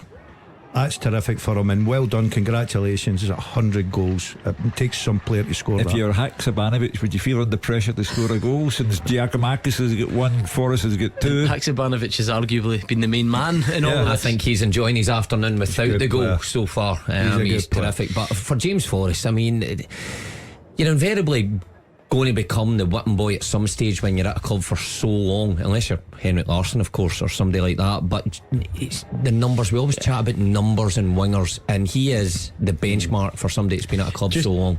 So we are painting the picture more accurately. When I said a bit of a howler from David Marshall, I meant a massive howler by David Marshall. Just so you've got the right idea, it's a shot straight at him, and he gets both, you sort of head height if you like, he gets both gloves behind it, but somehow squirms its way over the line. Not a classic for him. Not a classic for anybody associated with Hibs. They've had their defeat in midweek. They weren't expecting that, and now Celtic are ripping them apart. This is why I love Twitter. The best part of a Saturday afternoon for me, I love hearing the goals going in. The company's alright, but I love how the listeners are just always involved. I like to make it feel like you can get involved in it all, and if there's ever a moment of doubt, they're straight in. Gary Cook and who else sent Stuart Miller sent me a picture of Bobby Lynn with said Frey Bentos by Steak and Kidney, by the way, for anyone who's interested. Stephen Duff is on with, you know, that smug thing people do. He says, afternoon lads, listening from the poolside in Puerto Rico, Gran Canaria. 27 degrees. That's enough of you, Stephen. See, it didn't seem that long ago that was me listening to you guys by the pool. A great way to listen. I was in Tenerife listening to you. I'll tell you what, we should never doubt this, but we've got a good argument going here, and this is the point where I just remove myself from any responsibility. A history of Scottish football in 100 objects says that's James Forrest up to 99 for Celtic. The man who told me, here he goes, here's that bus coming, was David Friel, and he's now backtracking. The postie hasn't been The post is on strike today, I think that sounds it. But here's the thing. Right? Celtic seem to be saying 99. David. But there are, depending where you look, it does say that's 100. So we need to figure out which of his goals is dubious. You've got to find out, is Friel now totally backtracking? No, he's not. He's actually doubling down, if anything. Don't back down, double down, as the saying goes. So he's sticking with it. The big postie, I hope. David knows his stuff. I'm going to stick with David. Are you? I'm going to stick with the postie. I'm going against him. I think sometimes you just open your mouth and let your belly rumble, and it comes back to haunt you. Transfer Market said 98 before today, so up to 100. What's Soccer Base saying? Let's work our way around the websites. Jackie Makis, incidentally, it could have been 4. It's maybe I think this one a bit more of a half chance headed over the bar, so I take back that it could have been 4. Does Ange Postecoglou take them all off at half time and put on another 3? Dalziel, Diogo, and you've got to Abada. think the players though. I mean, if you're James Forrest, if you're Jackie Makis, you want to play up. You don't want to come off at 45 minutes. You've waited all this time for a start. You don't want to come off. However, is this where the man management comes in, right? Let's take Dalziel Maeda specifically. Not scoring, I don't know if he's short on confidence, but it would be a sort of automatic assumption.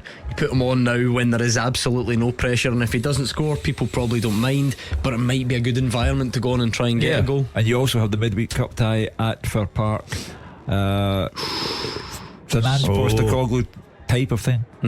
We're going, myself and the mushroom. Are you going to? That'll be good. Why don't you try and? I was going to say it's changed days now, isn't it? Because it used to be, remember, that Celtic fans got a bit of that main stand, so you could have sat like each side of the stairs. No, well, we're hoping that Mr. Burrows is listening for a bit of hospitality. Are you going in the away end, or is he going in the home end? We're going together. We're going to unite the two teams that together. Doesn't answer my question. No, it didn't. He didn't even hear you. Depends where Alan's getting her ticket from. And I see the kickoffs are in dinner time, so if there's any I've got an idea. Why don't you go up to the flat? Gordon will cook you dinner. Definitely not. He wants to park his car at my house, guaranteed. That's the only reason he wants me to go. I think we could do. I think there's something in this. I think we'll get the Clyde One cameras along. Be like a come dine with me, come daz with me, if you like. Dad.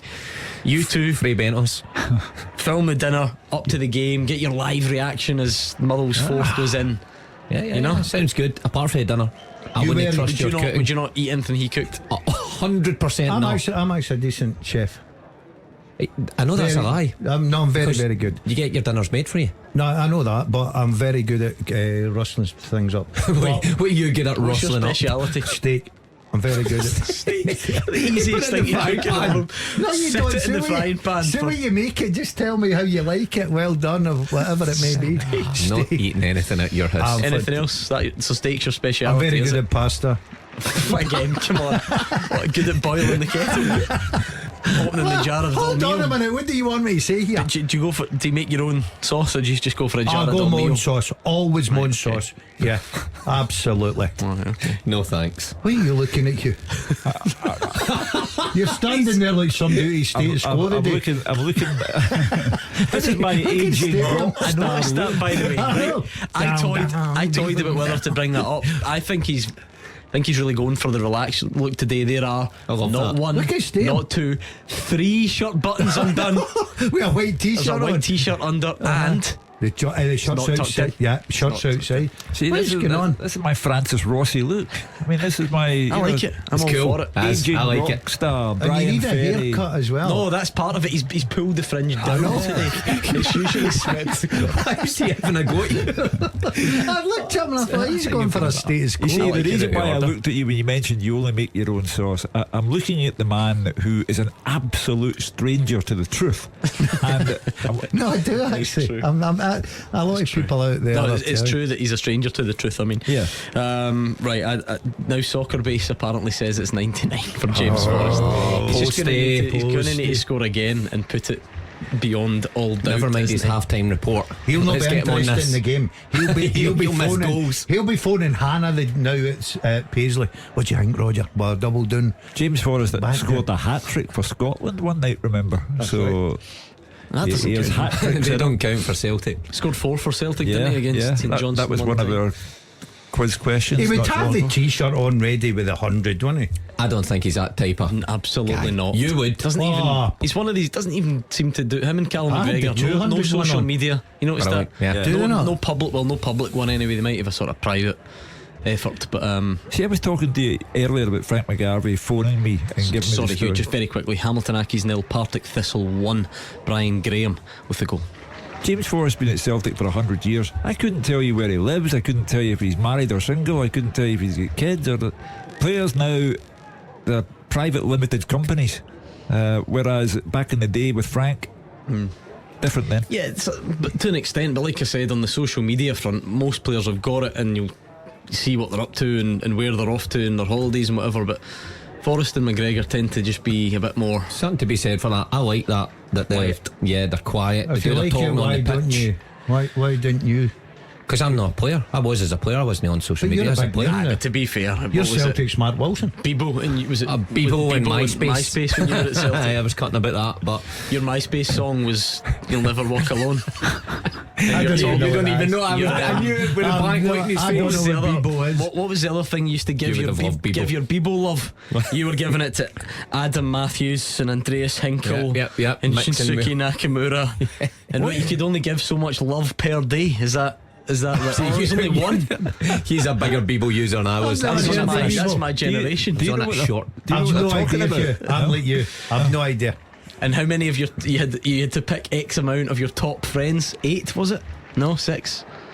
You And certainly then you know could more about change it than them. I do. Yeah. So you don't remember this? I was on it for a brief spell and then got But bombarded. it was so. big. You can imagine the politics, right? I can't remember the number. Even I'm getting on a bit. So say it was 8 people, right, that you got to select as your top 8. So you might have 200 pals on there, but only 8 get the accolade of being in your. So then imagine you're in 8th place, right? You come in here on a Thursday, you're doing my nutting, and I drop you out the top 8 and I put Roger Hannah in. You've Well, I ain't noticed gonna it. have, You're is it? straight on the text saying what's happening here. Have we fallen out? So it was big business. Yeah. That would affect your mental health. You'd be. No You chance. wouldn't like that. Anyway, enough about that. Goal flashes with Clyde Built Home Improvements. I'd love to say it went in off the newly straightened crossbar. I don't think it did, but Dylan Bambula has scored for Livy. Definitely not his 100th goal, though. David Friel, who's there for us from the edge of the box, shot deflected, and it's Livy 1, St Johnstone 0. I thought that was the way that one would go, but two teams really inconsistent when you look at their results and over the last 6 games. But I fancied Livy today. St Johnstone, a great performance up at Tannadice, disastrous at Rugby Park, close against Celtic and then behind today, so you never know what you're getting with them this season. No, although Marvin, Marcus Bartley will be happier, him and David Martindale. How's his head? He's still got a big scar on it. Is he? It was a belt. Did you see the picture? No. Marvin's head. You know, they talk about what do you do? Managers and coaches getting overly involved at training when really they should know better. They should just take a step back and leave it to the team. David Martindale's out on the wing. He looks up, floats in a high cross. Marvin and the other first team coach got for a header, clash heads, blood everywhere. By the way, was that David Martindale with the cross? Yes.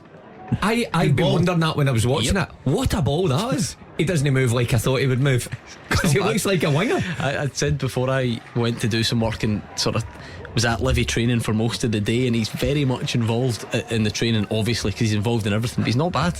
I thought it was Davy Martindale, but I thought it couldn't be. He looks mobile, more mobile than me. In the training game, he does the floater roll. So he just picks it up and then just starts pinging passes around. Marvin's conduct on the training pitch is a disgrace, quite frankly. The way he swears at like the goalie coach who's the ref or whatever for the daft wee training game. No, I mean genuinely, like proper vitriol.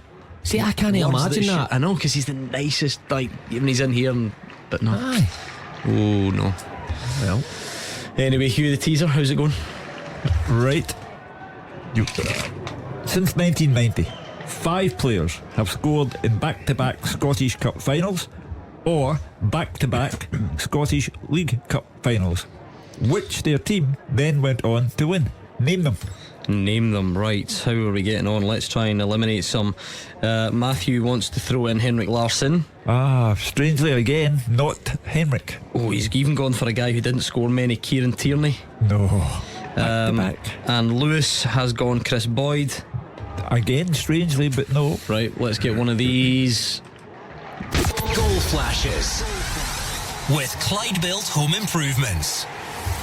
Informed Dundee United are behind. It's Ross Callaghan who's been in the headlines for red cards and so on more than goals this season, but it was a fine finish, ball in by Purrington, and Ross Callaghan with the goal to make it Ross County 1, Dundee United 0. Into the top corner, Malky Mackay's happy. Well, how do you figure out this league? You know, it seems to be that every team out with Celtic and Rangers can beat every other team. Because Dundee United had a magnificent 4-0 win over Aberdeen, then they've had a terrific win midweek, and now they're playing the bottom team and they're behind. And a great moment for Dundee fans, because just as United go behind, they go in front. Paul McMullen has them one up on Ayr United. Stenhouse Muir level against Stirling Albion. Nat Wedderburn on 39 minutes in that one. So keep your guesses coming to that halftime teaser. I'll reveal the winners and the answers in the not too distant future, maybe in a few minutes time. So one final chance to get them in. Just when we were talking about your weight loss again, Gordon, it's been a real theme of the show in the last couple of weeks.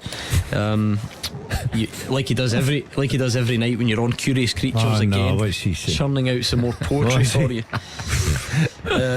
This guy destroys me.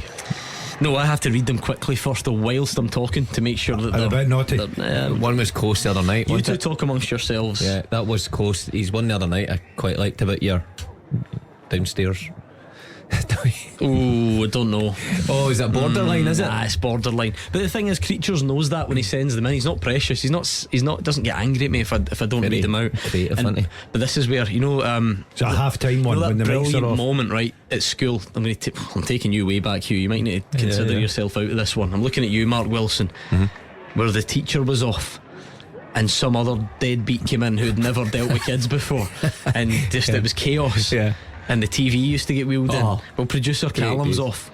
And it's dafties like Chris and Michael that are in charge. So I'm wondering green light. If we just read it anyway. Callum won't be listening. Well, Chris will know. Go for it. Wheeling the telly. Nah. Oh, come on. There's quite I mean, I'm usually okay with innuendo, but is it just borderline? We'll just leave it for now. I'll get back to it later. We'll see how brave I feel.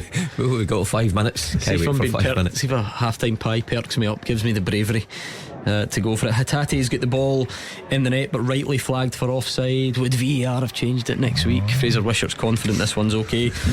And Celtic look like they will take a very comfortable and perhaps could have been more, but they'll take 3 into the break at half time. Hibs have offered nothing, Gordon, but don't worry, because we've been inundated with callers this week who say it's all about budgets, and if teams get more money, there's nothing you can do anyway. That's it. That's all. Case closed. Lee Johnson can come out and say, look, we can't compete at this level. And Celtic presumably won't get much, don't deserve any credit for this. Nonsense. I just think that everybody questioned that Celtic side today. They kept getting beat with this stick about St Mirren, the changes, and another day they changes they can go easily and beat St Mirren with the quality they had on the part. It was all credit to St Mirren, I'll give them that. But today at Celtic Park, with those changes, freshen it up, Forrest comes on there, bags of experience, still plenty of quality in that side. Yeah, I don't think there's any real complaints about that offside decision. Montrose 1, Falkirk 1, Craig McGuffey just before the break. Good time to equalise there in that one for Falkirk, and he has done. What else have we got here on Twitter? Just making sure the answers are coming in. I'll reveal them. See, once you open that can of worms now, HZD's showing off he's in Mallorca on the beach. Great time to go away, isn't it? Oh, yeah, it's just getting cold. Pretty horrid out there, I had to get on the big jumper, the big hoodie today, because you won't put the heating on yet, because it's extortion. I'm not even joking. I've put the heating on once. That's a new once. That's my new chat up line. Mine was on this morning. I got myself hot water bottles. That's what you want to get. Mate? Aye. That's my new chat up line. Want to come back to me and I'll stick the heating on. You old romantic. You can turn even a conversation they talk about water bottles into something else. Do you know the thing is, that is exactly the thing that everybody's uncle has been sharing on Facebook this week, and that's where he's got it from. Right. With some sort of weird font, some like colourful image, and he's thought, oh, that's brilliant, I'm stealing that one. Can't wait to see that works. Incredible. And we're going to look into this to see if it's true. Pozog says, producer Chris, is this true that it's International Mushroom Day? Apparently. Happy birthday. Thanks. It's your big day, apparently. You know what, I thought I was shaking off that tag until on Thursday night. Never. Somebody come on and says the Dazzler and the mushroom, and it just comes back. Do you not like it? I think it's a good tag to have. Yeah, it is apparently International Mushroom Day. Well, I'm well chuffed at that. Congratulations. It's almost that birthday. Ben Armour has been sent off for abusive language, apparently, just before the break for Forfar. So he's on to the early bath, so to speak. And just counting down the minutes really to the end of the half. Celtic 3 up, St Mirren Kelly is goalless, Livy 1 up on St Johnstone, Ross County 1 up on Dundee United. Let's round it off, Hugh. Yep. The second half teaser with the scottishsun.co.uk/football for the best football news and opinion online.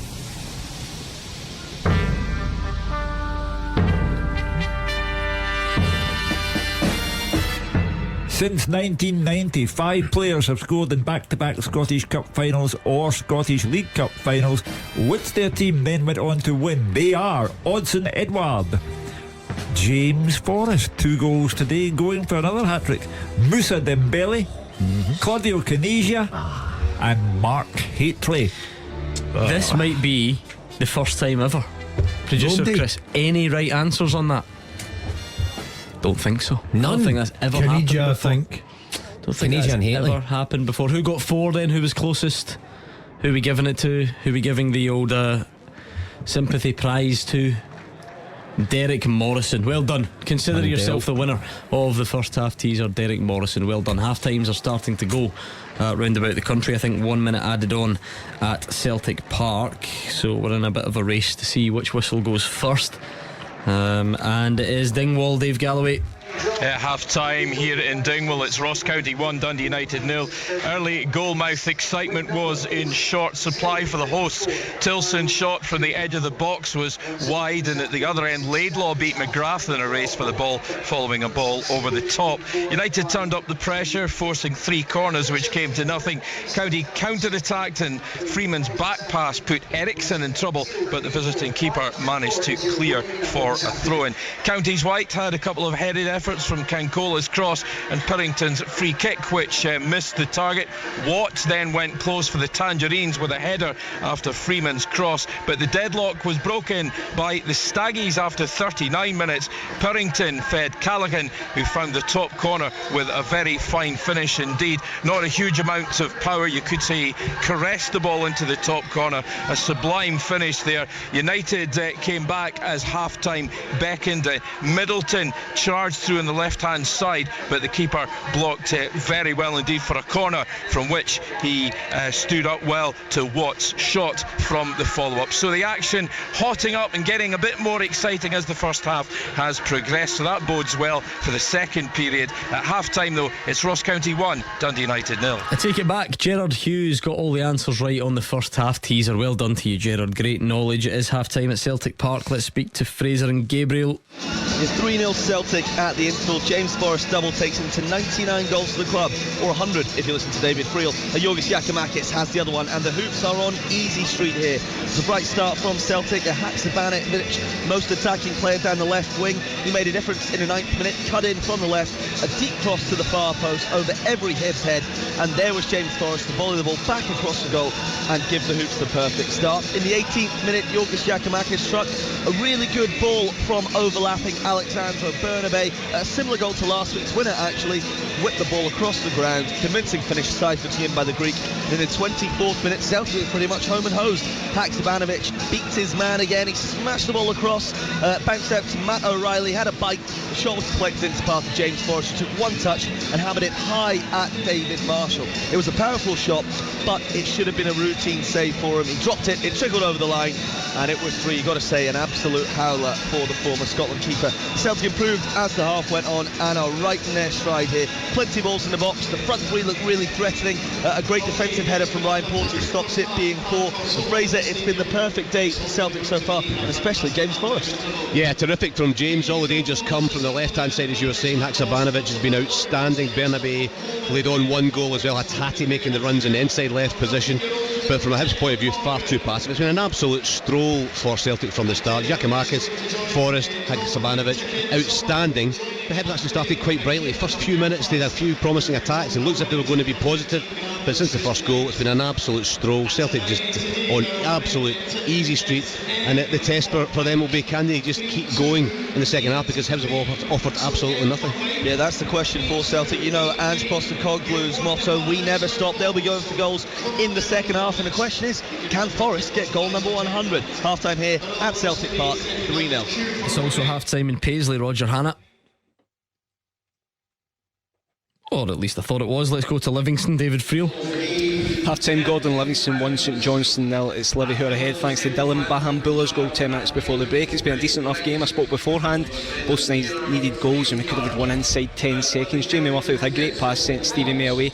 The St Johnstone striker's volley trickled just past the post. Livy were lively too. Curtis Guthrie, the goal ruled out for offside, looked correct, but it was St Johnstone who then came close twice in 8 minutes.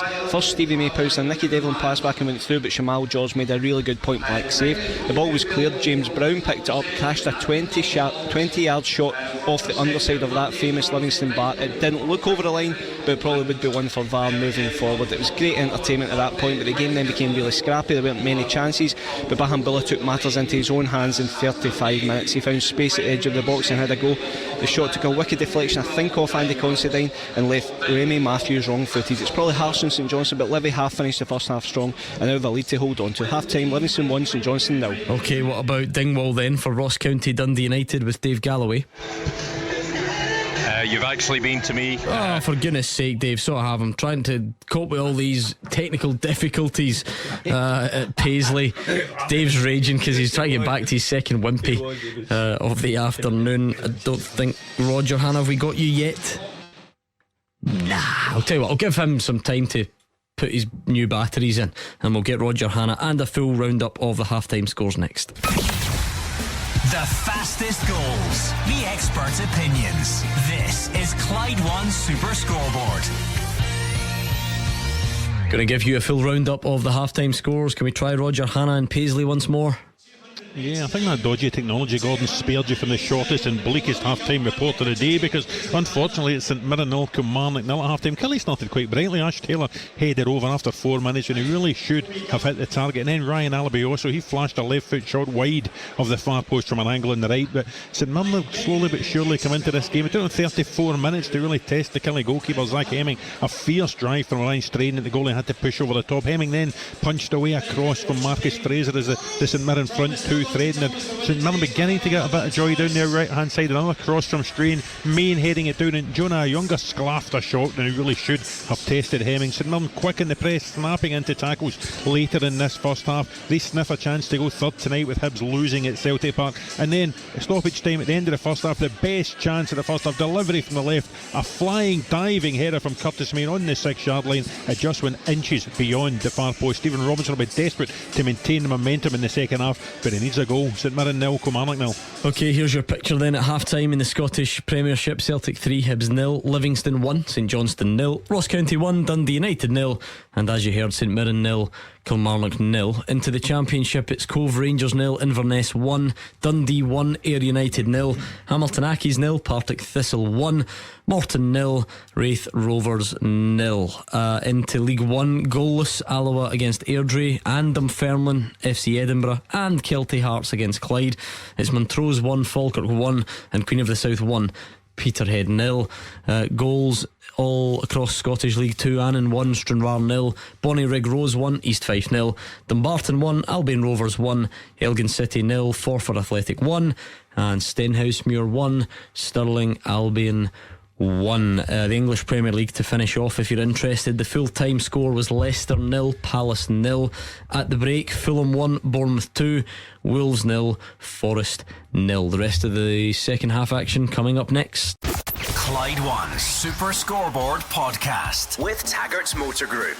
Already own a Land Rover, Jaguar or Volvo and itching to change it, switch it up, trade it in? They've got superb trade-in deals right now. Call in for a chat. Taggart's, part of the Lookers family. Who said finding cheap motor insurance had to be hard? You can make finding cheap insurance easier with mustard.co.uk.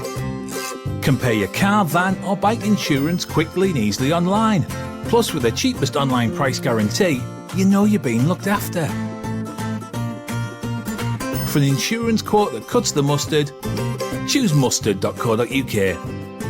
T's and C's apply. Details online. Authorised and regulated by the Financial Conduct Authority. Clyde One's Super Scoreboard Podcast with Taggart's Land Rover, part of the Lookers family. Search online, order and choose home delivery or collection with Click and Drive. Scottish football's league leader. This is Clyde One's Super Scoreboard. Let's quickly go back to Celtic Park. Big changes at the break, Gabriel. Yeah, we'll just start with Celtic. Just the one change from the interval. Dalziel Maeda is coming on left wing for Sayed Haksabanovic. Very impressive in the first half. But 4 changes for Hibernian.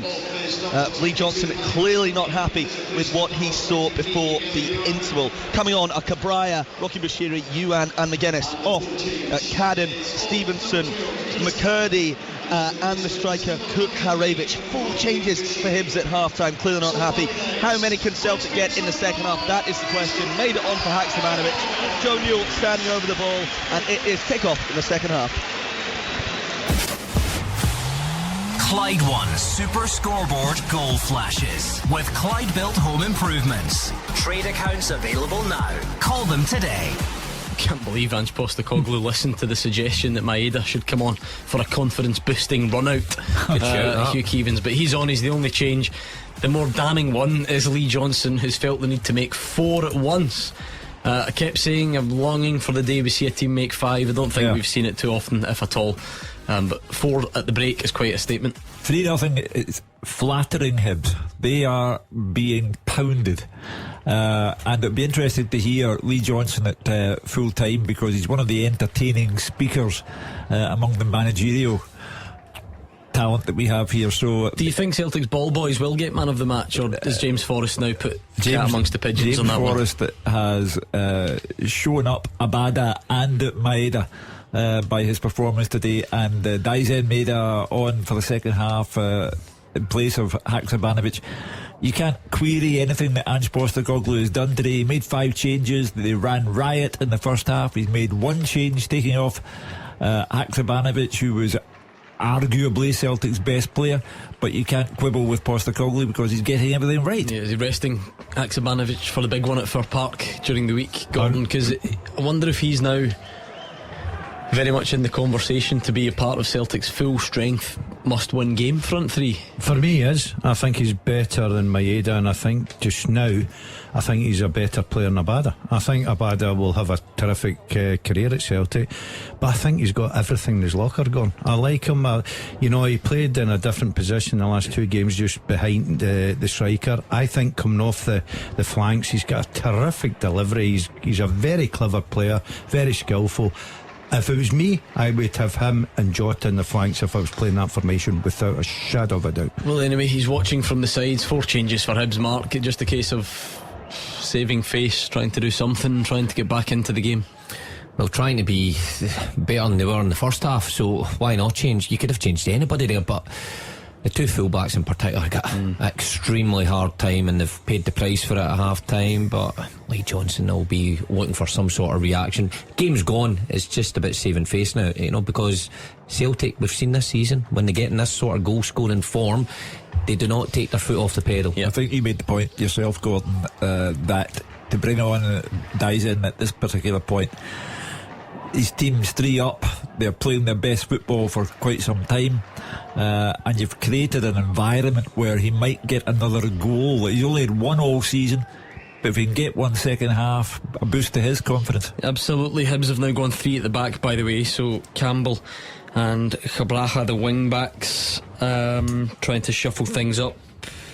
Kilmarnock started the half brightly a few moments ago, I should have said. Trevor Carson, good save from Kyle Lafferty.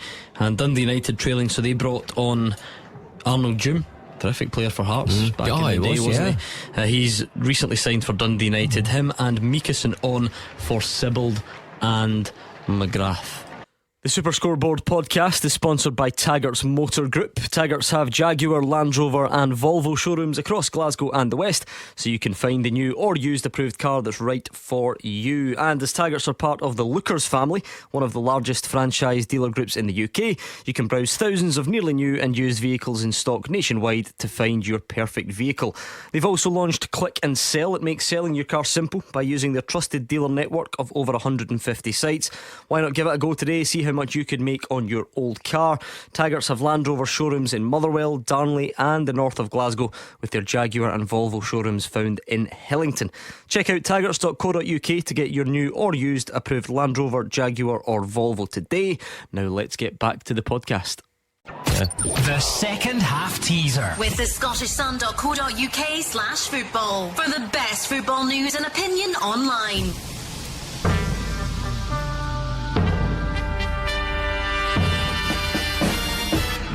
I played alongside Fabrizio Ravanelli and Fernando Torres.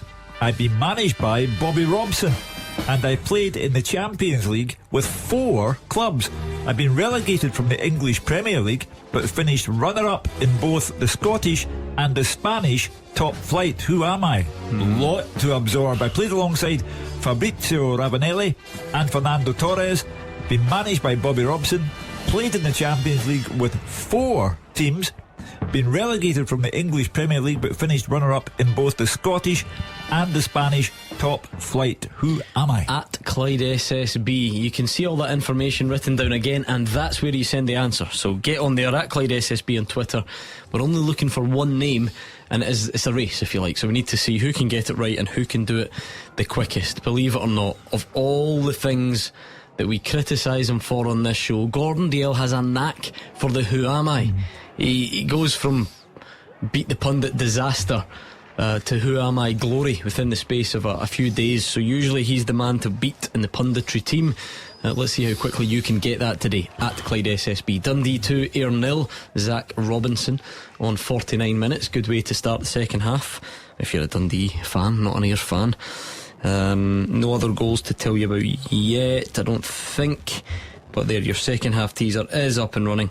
So get in touch and chuck a name into the hat. You got anything yet, Gordon? Any ideas? It's a lot more difficult this week, not seeing Hugh's paper from last week. Well, that's true. I did cheat, and I'm prepared to put my hand up and be honest about that. But not just now, Gordon, but I'm sure I'll get to the bottom of it. It's a tough one. I know the route I'm going down. Yeah. That one. You know, 2 teams. Let's see. No, I'm not going down that route. No, we're not doing that route. I'm on a flight just now. Yeah, no, not the name. The teams, just here.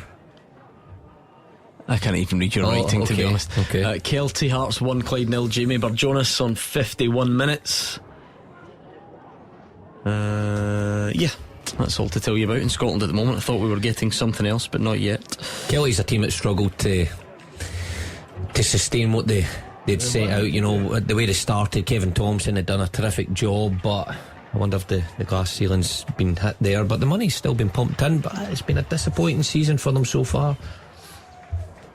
I think by all accounts, though, I'm not saying they didn't spend money, but maybe people had an idea that they spent a bit more than they actually did. Like, I'm not sure they're now in League One blowing everyone out the water. No, with probably budgets, not. Probably comparing their budget to League 2, and they were far and away above anything there. Change of manager though, change of style, might have just had a big effect on them.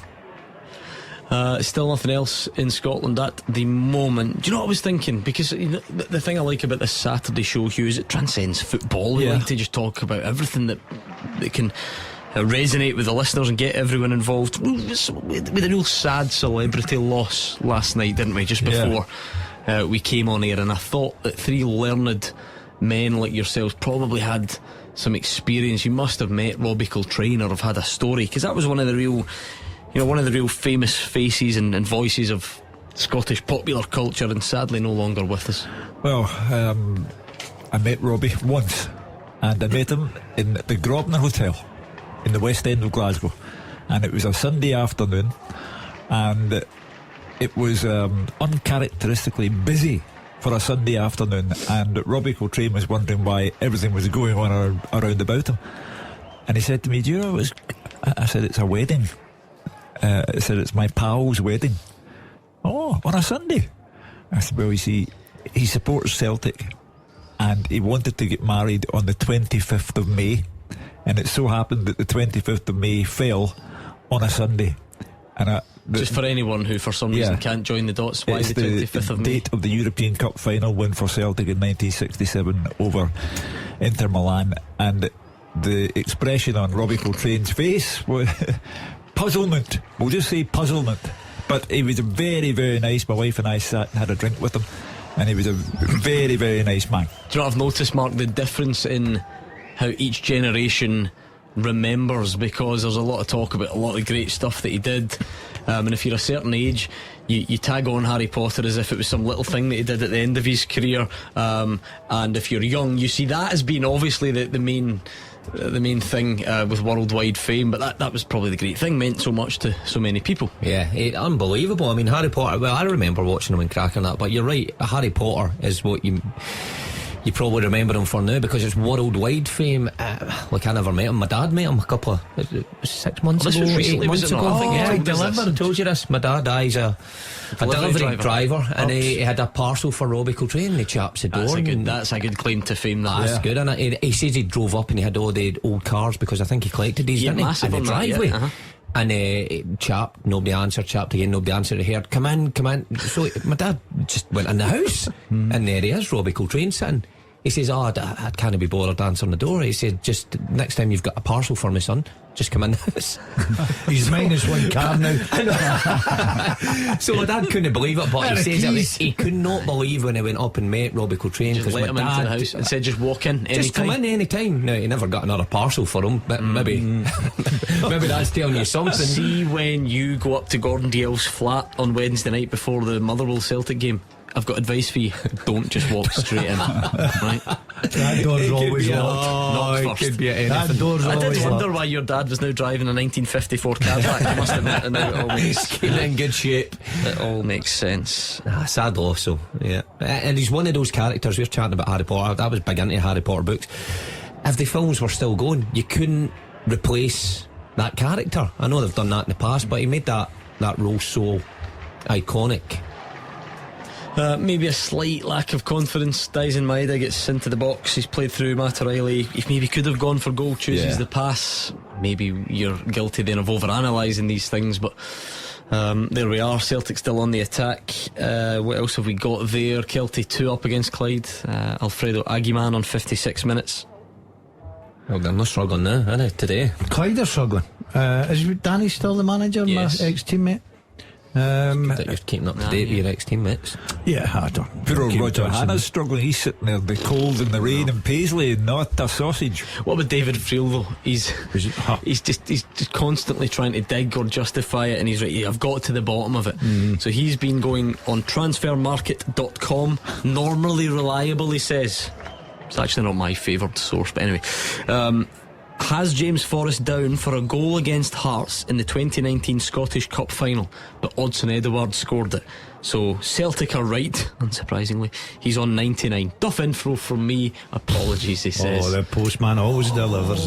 He's reversed. Yeah. I tell you what, I'm glad you're retired, because if you'd got to that milestone of 10 goals, that's a past 10 goals. Goal flashes with Clyde Built Home Improvements. Come back on. 4 changes have they worked? Celtic 3, Hibs 1. Eli Ewan with the goal for Hibs, one of these summer recruits from Lee Johnson, and he's got them back in it. Hugh Keevins. It was a pass from Boyle and a good low finish to the left of Joe Hart. You see, I told you it'd be close. Oh, ye of little faith. So that will annoy Ange Postecoglou, because it's been nothing but Celtic all day long, and they've been picked off. And Joe Hart had no chance. It's a cutely taken goal, so it gives Hibs some encouragement. There's still 35 minutes to play. A really good goal, and in this week of drawing comparisons with everything in Europe, a real lesson, Gordon, that if you can convert 100% of your chances, or even a high percentage of your chances, you can impact games in a meaningful way. Hibs have offered absolutely nothing. Celtic have been all over it. Hibs get the one chance and score. That's allowed. It's perfectly allowable in a week where Celtic are passing up 3 and 4 and 5 chances. However, hold on. Goal flashes with Clyde Built Home Improvements. Remember I said earlier James Forrest was in 100 goals for Celtic, and then we got it wrong. James Forrest is now in 100 goals for Celtic, and on the day he's got a hat-trick. Lee Johnson will be tearing his hair out, because Hibs give themselves a chance, albeit a slim one, and Celtic go right up the other end. This one's deflected off Paul Hanlon, high into the net. Celtic 4, Hibs 1. James Forrest hat-trick, 100 goals for the club. Well, magnificent player for the club, and that sums him up. He's come in out of the cold. He has played at a time when Maeda and Abada have been the favoured choices, and he's rattled in the fourth goal for Celtic, and it's not going to be close after all. You change your mind in that. If you're Lee Johnson though. I wonder when you score for the goal for Hibs, you run and get the ball, you sprint back to the halfway line. Right, we've got them now. 4-1. Bye. What an achievement though. 100 goals for the club. I mean, incredible. And what a way to mark it, scoring a hat-trick. Now, that's right. Now the selection dilemma for Ange Postecoglou midweek: Motherwell Cup. How do you leave him out now? I can't believe I'm about to disrespect my own team like this, but it's probably is it more of a selection headache if you're going into a Champions League game? I don't think that there won't be any huge controversy if James Forrest plays against Motherwell. I think he'll be desperate to play, because he'll understand what's ahead of him in terms of Jota, maybe Haksabanovic, Abada has shown in recent times he's ahead of him.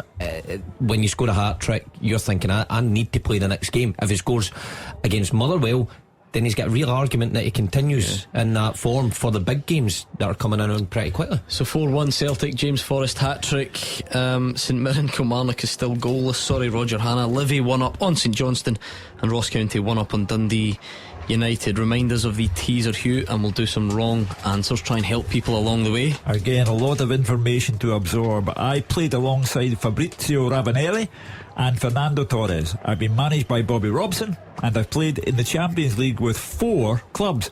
I've been relegated from the English Premier League, but finished runner-up in both the Scottish and the Spanish top flight. Who am I? Okay, the most common wrong answer: FM Dafty, Mark Ward, Stephen Lundstrom, Shane Gilchrist, Stephen Lynn, Johnny McKenna, all going for Juninho. Not Juninho. Isabel thinks it's Mikel Arteta. Like to help you, Isabel, and but John McIlvany has thrown in the man with the most famous braids in Scottish football, Diego Laxalt. No. Okay, we've got one of these. Goal flashes with Clyde Built Home Improvements. See the saying about buses and all coming along at once? I don't know if that works in Dundee, but Tony Watt has scored again. Is that the 3rd game in succession for Tony Watt? Is it 3 Yes, in a row? yeah. And he's found the back of the net after being criticised for a poor goal return. He's certainly found his shooting boots. Ross County 1, Dundee United 1, and it is Tony Watt on 61 minutes. Liam Fox appears to be good for him, because he languished for a long time on 1 goal following his move from Motherwell, but he's found the boots with the goals in them. Yeah, 3 and 4. My apologies, not 3 in a row. Of course, he didn't score against Hibs. Yeah, Behic great who goal. scored that lovely goal. Yeah. Yep. We've got that. Now, yeah, I've got it. Okay, no, hang fire. We've got it. I've got it. On the teaser, you mean? Yes. That's nonsense. Now, when you're set you up. see that there? What I said there. That was what you've wrote 10 minutes later. No, you didn't. You went. See that there? What's he? Yeah. But I thought in this dressing room, None of this works on radio, by the way. Look what I've written I here. What about squiggled this? down 2 teams, right? And you said you couldn't read my writing. One of the teams is the team. I get it. I had that. Okay. I really had that. I was on the money with that. Well, we'll see. Celtic 4, Hibs 1. Still waiting on goals in Paisley. That's the only place in the top flight. Livy 1 up St Johnstone. Dundee United now level. How many people called this programme when James Forrest got the contract extension at Celtic Park and said, why are they giving him that? So at 5 o'clock tonight, some people may I wish still to think come it's on. justified because of the length of time it was. At 2 length of o'clock. period. At 2 o'clock today, you still might have said, Yeah. why did they give James Forrest that long contract? Yeah, but he shows he's worth having around. You know, he'll never play 60 games a season now for Celtic. He never did, of course, because of his injuries, but he shows in big moments he can still produce. Josh Todd has Queen of the South 2 up against Peterhead. 65 minutes gone there in Dumfries. They're having a shocker this season, Peterhead. Clyde are back in it. Jordan Allen's made it Kelty 2, Clyde 1, Bonnyrigg Rose 1, East Fife 2. Alex Ferguson scoring for East Fife on the 64th minute. Great name for you. Joe Hart just plucks one out the air. His mum and dad must have had a sense of history. They must have known he was going to be a footballer and have a sense of history. Ferguson, your surname, call him Alex. Right, are they going to take Forrest off to give him a round of applause from the support? That's what usually happens, isn't it? And then bring on a badder. Why not? Forrest has been brilliant. Listen, I always say, if you've no critics, you've no success in life. So he doesn't usually drop 2 stupid quotes in one show. No, but it's He's true. doubling up because the last one was about desserts or something. No, but I just think that Forrest, I've always thought he'd something to offer it. I just don't think you have that career and then just drop off the radar as a player. Run that one by me again, just to make sure it makes sense. If you've no critics, then you've no success in life. You happy with that, Hugh? Yeah. Thank you, mate. I think it works, though. Well done. Let's get down, it's true. deeper and down. No sure about that one. I'm not sure. I don't think Saturday afternoon Clyde 1 Super I'm Scoreboard happy is with the that. If Hugh's is the happy with floor that. for a philosophical debate, but I don't know. You see, the Dazzler's turned into a popular light entertainer. You know, I heard his song midweek. Oh, of course, yes. And now he's doing Status Quo because I was stitched up with that, Hugh. because he thinks I look like Francis Rossi in this Have we get-up. got the clip of that actually? Just No, because I don't. listen, we've had that enough. it's important, right? Because It's some not. people, it's a different audience. Sometimes people will listen at the weekend and they haven't heard it during the week, or they're out and about doing their shopping or whatever it may be, So just the story really behind that was I was so happy that I thought that producer Cam was going to stitch me up like he did. We'll get back to the story once we've got the evidence. Right. Just thinking about the just line it up for me. Matt O'Reilly and someone else, James Forrest. There we are. There you go. Off. I think all 4 subs left available to Celtic will come on, because Ange Postecoglou during the week went on about fixture congestion and the toll it is taking our players, primarily Jota at the moment for Celtic. So I see no reason why he wouldn't bring on the remaining and see, even at that, he usually makes most of them anyway when he's not speaking about that stuff. So you're right. Partick Thistle are in front at Hamilton Accies. Scott Tiffany with the goal there. Ian McCall drove by me the other day. That's all I've got. That's the link to Partick Thistle. Full training kit on. Yeah, he's got his training kit. The reason I bring it up is because it was when I was on my way to meet you for the charity zip slide that we did. The burning hands. Coffee in Finiston before, up to the Sky Park, watch you make a backside of yourself. I didn't make a bat. I was very brave. You're a big brave boy. I was brave on the day. Well done. Yeah, so to recap, Hugh, what actually happened the other night, for anyone who didn't listen, he was asked to come into the studio and record some stuff for George and Cassie to use in the morning. Yep. But he was left alone with a microphone and it was recording, so he kept making mistakes, as I'm sure you can imagine. He was trying to read the script and he was getting it wrong, but what he didn't realise is that of course the mic was recording it all and that producer Callum could hear everything. So this is how it was going. Would you know, off, that's the worst I've heard. What he never wore. Oh, off. And that's a wrap. Boom boom. Get in there. So he's caught out moaning at himself and swearing because he can't read the script properly, and then at the end, for some reason, he must get a bit bored and he decides to treat us all to a very disturbing rendition. Don't you wish your boyfriend was hot like me? Don't you wish your boyfriend was hot like me? Don't you? Oh my God. Don't you? How bad is that? Oh, I can feel the heat off his red face. Look at his big red. The song's of the backing track, if you like, has obviously been added in later for comedic purposes. I love seeing the you actual take a singing beat. is just him. Don't you wish your boyfriend was hot like me? Awful, truly awful.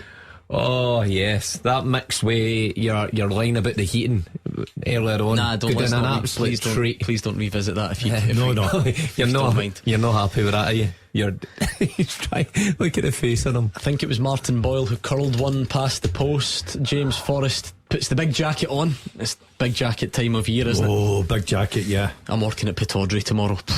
Big jacket. It's big jacket season in August at Pittodrie. So and remember the seagulls. They went after lunch and they'll be waiting for you. New one or recycling? Got a new one last year that didn't get that much use. So I'm thinking that'll be getting a good run at this season. That's a nice wee trip up there. Good game. Aberdeen Hearts. Dave will have a burger waiting for you when you get there. On holiday watch, see what he's up to. And Jim Goodwin's back on the touchline for tomorrow because they've lodged a deal now, Aberdeen. By the way, in the aftermath of that Martin Boyle shot, Joe Hart, he got caught out with one in Europe. Didn't get caught out this time, but did pass the ball straight to Hibs. And no punishment in the end, but another heart in mouth moment. He's not the best with the ball at his feet. Just not the best. No, he's not, but he can usually keep the ball at the net, and I'm a big one for that. Celtic tried that a couple of seasons ago, remember, with Brendan Rodgers, and let's go with this all football and goalkeeper. The problem was he couldn't save a shot from 40 yards. Boris de Vries. Yes, so always have a goalkeeper you can rely on, and Joe Hart generally is that. I know he makes his mistakes, but good goalkeeper. Bonnie Rig Rose 1, East Fife 3. So not a bad game there at all. 4-goal thriller. We've got 5 at Celtic Park. We've got 2 in Dingwall. We've got 1 in Livingston, and nothing at all for Roger Hannah. St Mirren 0, Kelly 0. Wow, it doesn't sound the best. No excitement whatsoever coming in for Roger. Doesn't sound like it. Kyogo's on, so time to see if he can score the same challenge that was laid down to Maeda earlier, and it's Hatate that's gone off for Kyogo. So, nice attacking change when you're 4-1 up. Yeah, well, they've played exceptionally well, Celtic. The goal that Hibs scored was cutely taken by Yuan, and Joe Hart had no chance with it. But the story of the game, 70 minutes in, is that Celtic have played as well as they have done since the 3rd of September when they beat Rangers. Yeah, they've been brilliant. They really have, especially the first half. I mean, when you're looking for it, as I said at the start, it's all about reactions, how you react to a disappointing result at home midweek. How do you react to changing so many bodies? You've got to say they've been top class today. Postecoglou will be delighted with the performance. Yeah, it's a big chance for response, Abada. You know, if we're talking about guys that have missed chances in Europe, he's sent clear. He's through and puts the ball wide of goal, so not an ideal one for him, but again, Celtic's still comfortable. It's an odd one for him. You know, take knock midweek, you go off and you're back at it.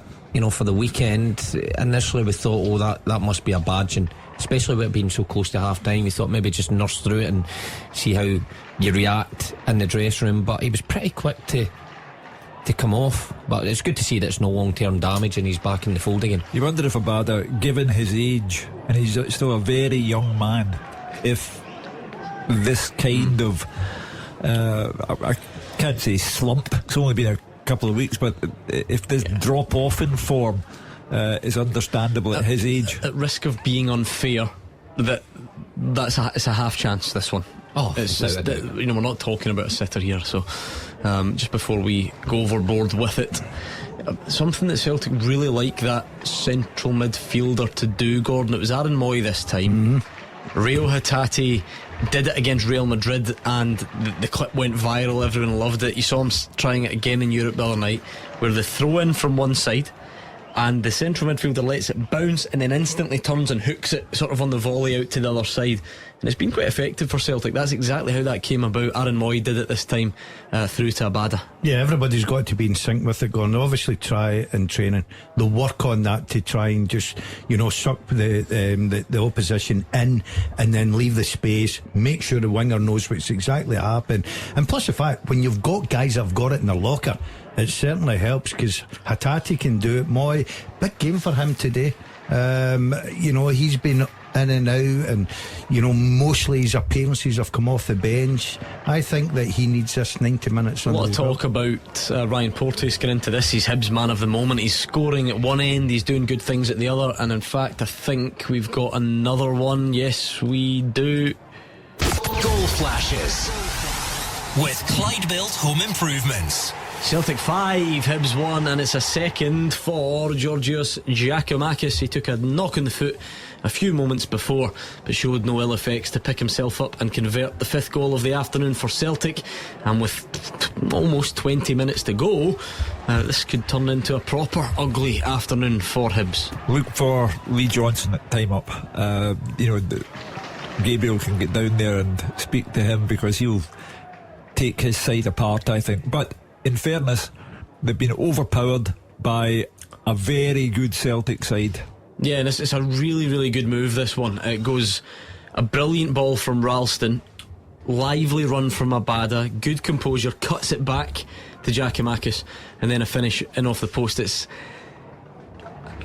devastating, really, in terms of how quick it is. Ralston's got it in defence and it's in the net within seconds. Ralston and Abada seem to have that down to a T. They do, don't they? Yeah, that reverse pass inside the full back for him to run on it, but he has to have a bit of composure, the young man, to pull it back, and it's a great finish. I said Celtic would cruise to victory today, but I don't think I was expecting 5, and it probably could be more, and it might just be the last action for Giacomakis, because that knock that he took, I think, is bothering him. He gave the old signal to come off, so we'll see what happens there. Kyogo's on. Big deflection in the end off the finish, actually. I didn't realise that at the time, but the build up certainly was impressive from Celtic, and if Giacomakis does go off, well, you know, as a centre forward, you're desperate to stay on for that hat trick. You want to claim half the ball off James Forrest, so you get it for 1 week, he gets it for the next. I just think it'll be interesting to see if he does stay on, Gordon. There's no point taking any chances. The game's well and truly put to bed. He's an outstanding goal scorer. See, you think I like him. Giakoumakis? A lot of people, number one is Kyogo. I like Giakoumakis. I think he brings everything to the table. I mean, the games like last week, I agree with Daz, by the way. Some callers said Giakoumakis was great last week. I agree with you. He wasn't great last week, but he done the most important thing, was be in the right position, right time, 90 odd minutes. Aye, and scores the goal. So who cares if he was hopeless? He scores the winning goal, and he's got a knack. That's what I like about him, Mark. Right? I will argue with anybody that he had a poor game, but the one thing he does, right up to the last minute, he puts himself into great positions, and all of a sudden he makes himself out the hero. I think that's what great strikers are about. Very good strikers indeed, and I think he's in that category. And at midweek, he comes on as well. I thought he made an instant impact midweek. I thought he should have still had a penalty. So in the European state, you might just find him playing, for the remaining games coming up. Shakhtar's a big game coming up, and away in the Bernabeu. You might just find out that he's in and Kyogo doesn't start these games. I think I did think about you, Gordon, in my own spare time, which I try not to do, because the caller did come on last week, give you a hard time for that. And I think after, didn't Ange Postecoglou say Giakoumakis was sloppy despite scoring the winner? So there he was poor. His link up, his link up play was good, but you've had poor. But he just kept going, puts himself in the right position, gets a valuable winner. So that's what good strikers are all about. Hugh, remind us of your question, please. The second half teaser. Giakoumakis does go off, by the way. Just let me bring you that before we do get the question. And James McCarthy on, so it's just a very different type. But Mauricio, no other strikers on the bench because they've all either come on or been on. Sorry, Hugh, the question. I have played alongside Fabrizio Ravanelli and Fernando Torres. I have been managed by Bobby Robson. I've played in the Champions League with 4 clubs. I've been relegated from the English Premier League but finished runner-up in both the Scottish and the Spanish top flight. Who am I? A shout here from the riffraff for Gaisca Mendieta. He never played up here, did What a player he was. Is it Lau or Law says Paolo Vanoli? No. Sean Courtney thinks it's Claudio Caniggia. It's not. Chris Adams thinks it's Charlie Adam. No. Spanish top flight, Charlie Adam. Champions League 4 clubs. Okay, none of them. Keep them coming at Clyde SSB. People got it? Yes. Is that the first? No. We. There's no we about it. Yes. I got it.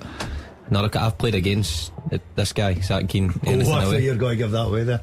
I've played against this guy, yeah. When he was up here? Yep. Aye. Okay, I wondered. Who'd you play against? Well, I don't want to say just now because it's the answer to the teaser. Every time that happens, and I always bring it up of the time Alex Ray blurted out the answer, Ian Wright, to the teaser as soon as the question was asked. But that leads me on. Did you see he is in charge of Reading today? He's the man in charge. Why? Where's Ince?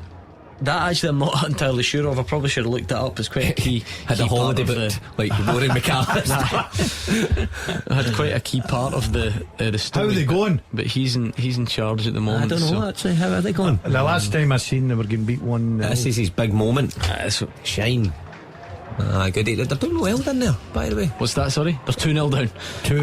Okay, maybe not. But see, West Brom have got the old no manager or new manager bounce. Yeah, since Steve Bruce went. But yes, have they got a new manager in, or is it caretaker?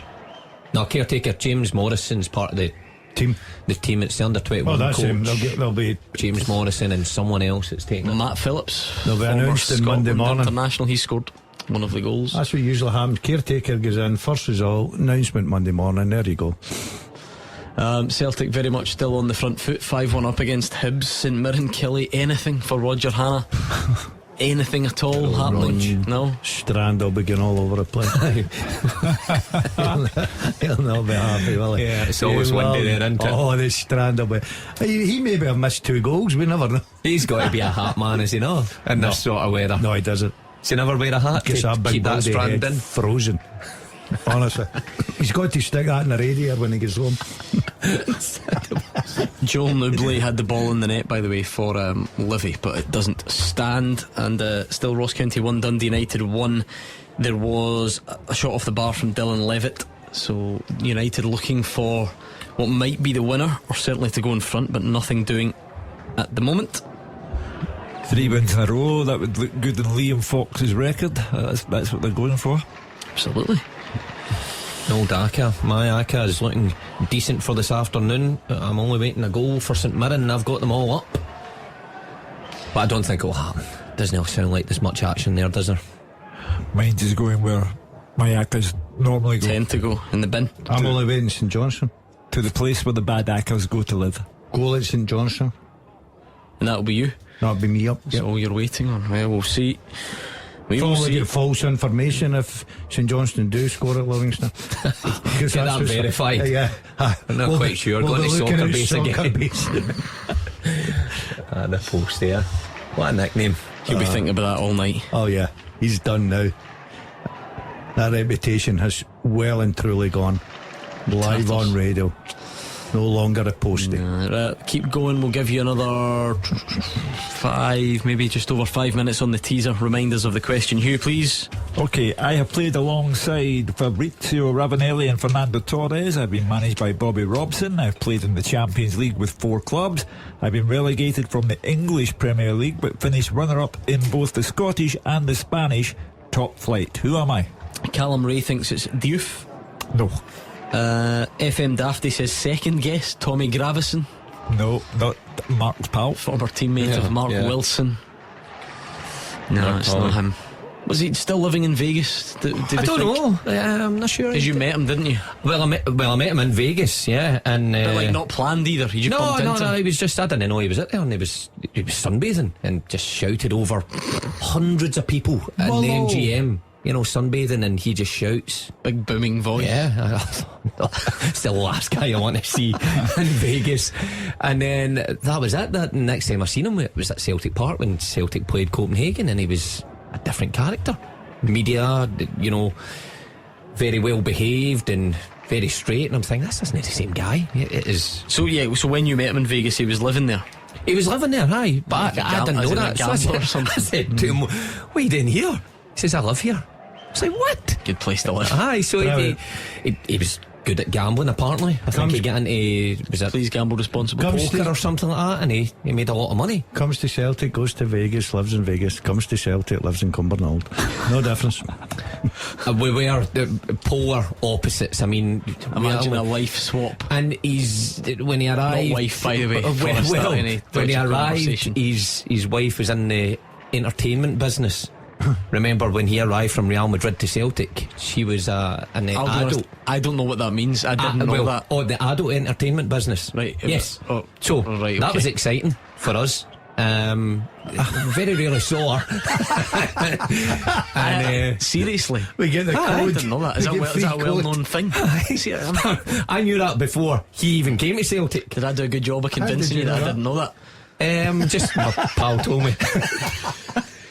Celtic 5, Hibs 1, St Mirren 0, Kilmarnock 0, Livy 1, St Johnstone 0, Ross County 1, Dundee United 1. We get any late drama, Hugh? Don't know, I'm asking you as if you can predict, but Dundee United I fancy to score a winning goal. Would be quite something. But worryingly for Ange Postecoglou, Kyogo Furuhashi has gone down not long after coming on. Just the way it's going for Kyogo, Moy should have scored, and Kyogo's the one that blocks up with his backside 6 yards out, wrong place, wrong time, and like Hugh says there, he's down, and Celtic fans will. He's also hit the bar, not the bar, the post. Yeah, Kyogo. Nice moment for David Wotherspoon, comes on for St Johnstone for the first time in a year. Horrendous injury, so great to see him back. Was that his knee? Was it his knee? I think so. Yeah, good player, Witherspoon. I always find it tricky playing against him. I really did. He's a player that wasn't blessed with. Does the old pace, chop, doesn't he? Oh, the chalk. He's got that, didn't he? Yeah, very good. So yes, good to see him back on. I think Kyogo has gone off, but I think he'll be coming back on. He doesn't look to be too badly hurt at all. Yeah, I think he's going to be alright. Keep your answers coming in, and the teas are going to round that off in just 1 or 2 minutes. I think I won't do too much longer. What are you two whispering at over there like a couple of school children? I'm trying to advise this guy here. He's got a massive decision to make. He's not making it. And I'm telling him, press the button. Press the button. Honestly, I say to you every week, please do it responsibly. Press the button. No. I'm going to give away who we're waiting for. I'm going to hold it. Oh, I can't believe it. What is your hope for this afternoon? Well, I've always been a big fan of Annan. Right. Always been a big fan of Annan. Got it. This guy deserves nothing. I'm telling you, he's got one birdie there. Don't go for the two. Press the button.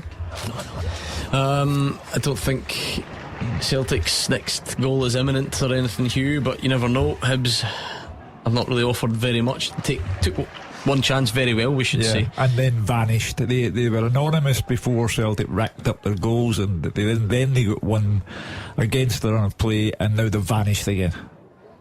Yeah, you've got to say Hibs' goal was very good. You know, much. You know what? As much like the way some of the Champions League goals have came about. You know, slick one-touch passing, pace in their through, and ruthless in front of goal. But Hugh's right. After that, they just went back into their shell. You've got to say Celtic have been absolutely terrific today.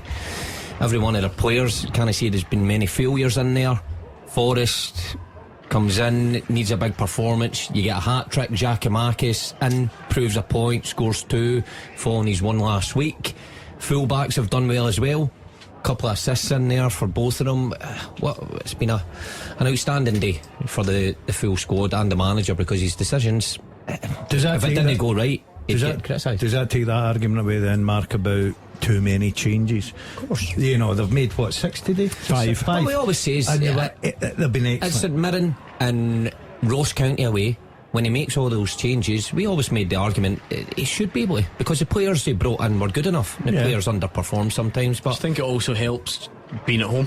First and foremost, going to St Mirren is just it's a tougher challenge than being at home to Hibs. It's a different environment, of course. Playing at Celtic Park, the huge area you've got to play in, and your game plan is much easier to carry out than it is against St Mirren. And also the challenge of, like say, Jota's out, for instance.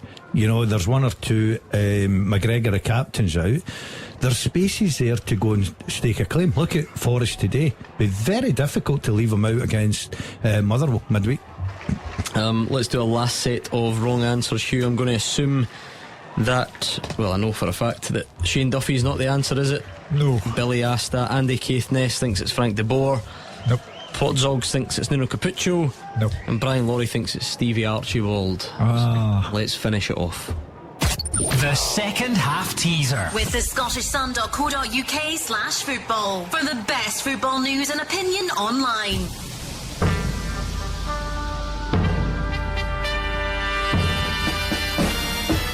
I played alongside Fabrizio Ravanelli and Fernando Torres. I've been managed by Bobby Robson. I've played in the Champions League with 4 clubs. I've been relegated from the English Premier League, but finished runner-up in both the Scottish and the Spanish top flight. I am Emerson. Well done. If I got it right, lots of you did. Great knowledge out there. I don't know how you'll get them so easily. You're brilliant at them, I must say. The quickest, third place was Paul Burns, second place Bruce, and first place Degenerate 069. So well done to Bruce. Degenerate Just keep Bruce a first name. and Paul Burns, the winners of the second half teaser. Dunfermline 1, FC Edinburgh 0. Liam Fontaine with an 89th minute own goal, never ideal. Stenhousemuir 1, Stirling Albion 2. Paul McLean on 84 minutes, giving Stirling Albion possibly all 3 points. I don't know why we're so far behind. And in fact, Stenhousemuir 1, Stirling Albion 3 now, so the points are in the bag. And we've got another one of these. Goal flashes with Clyde Built Home Improvements. Celtic 6, Hibs 1, and it's Dalziel Maeda. What did we say? Half time. Might be a good time to get him on and get him a goal. And it's taken him right to the end of the match, but that is indeed what's taken place. So Dalziel Maeda rounds it off for Celtic on the 89th minute. It's Celtic 6, Hibs 1. Well, remarkable given that the disappointment of RB Leipzig on Tuesday was then followed by Ange Postecoglou talking about fixture congestion, the toll being taken off players, and then today he makes 5 changes, and you wonder how it will go for him, but it has gone tremendously well for him. 6-1, and I still maintain Hibs are getting off lightly.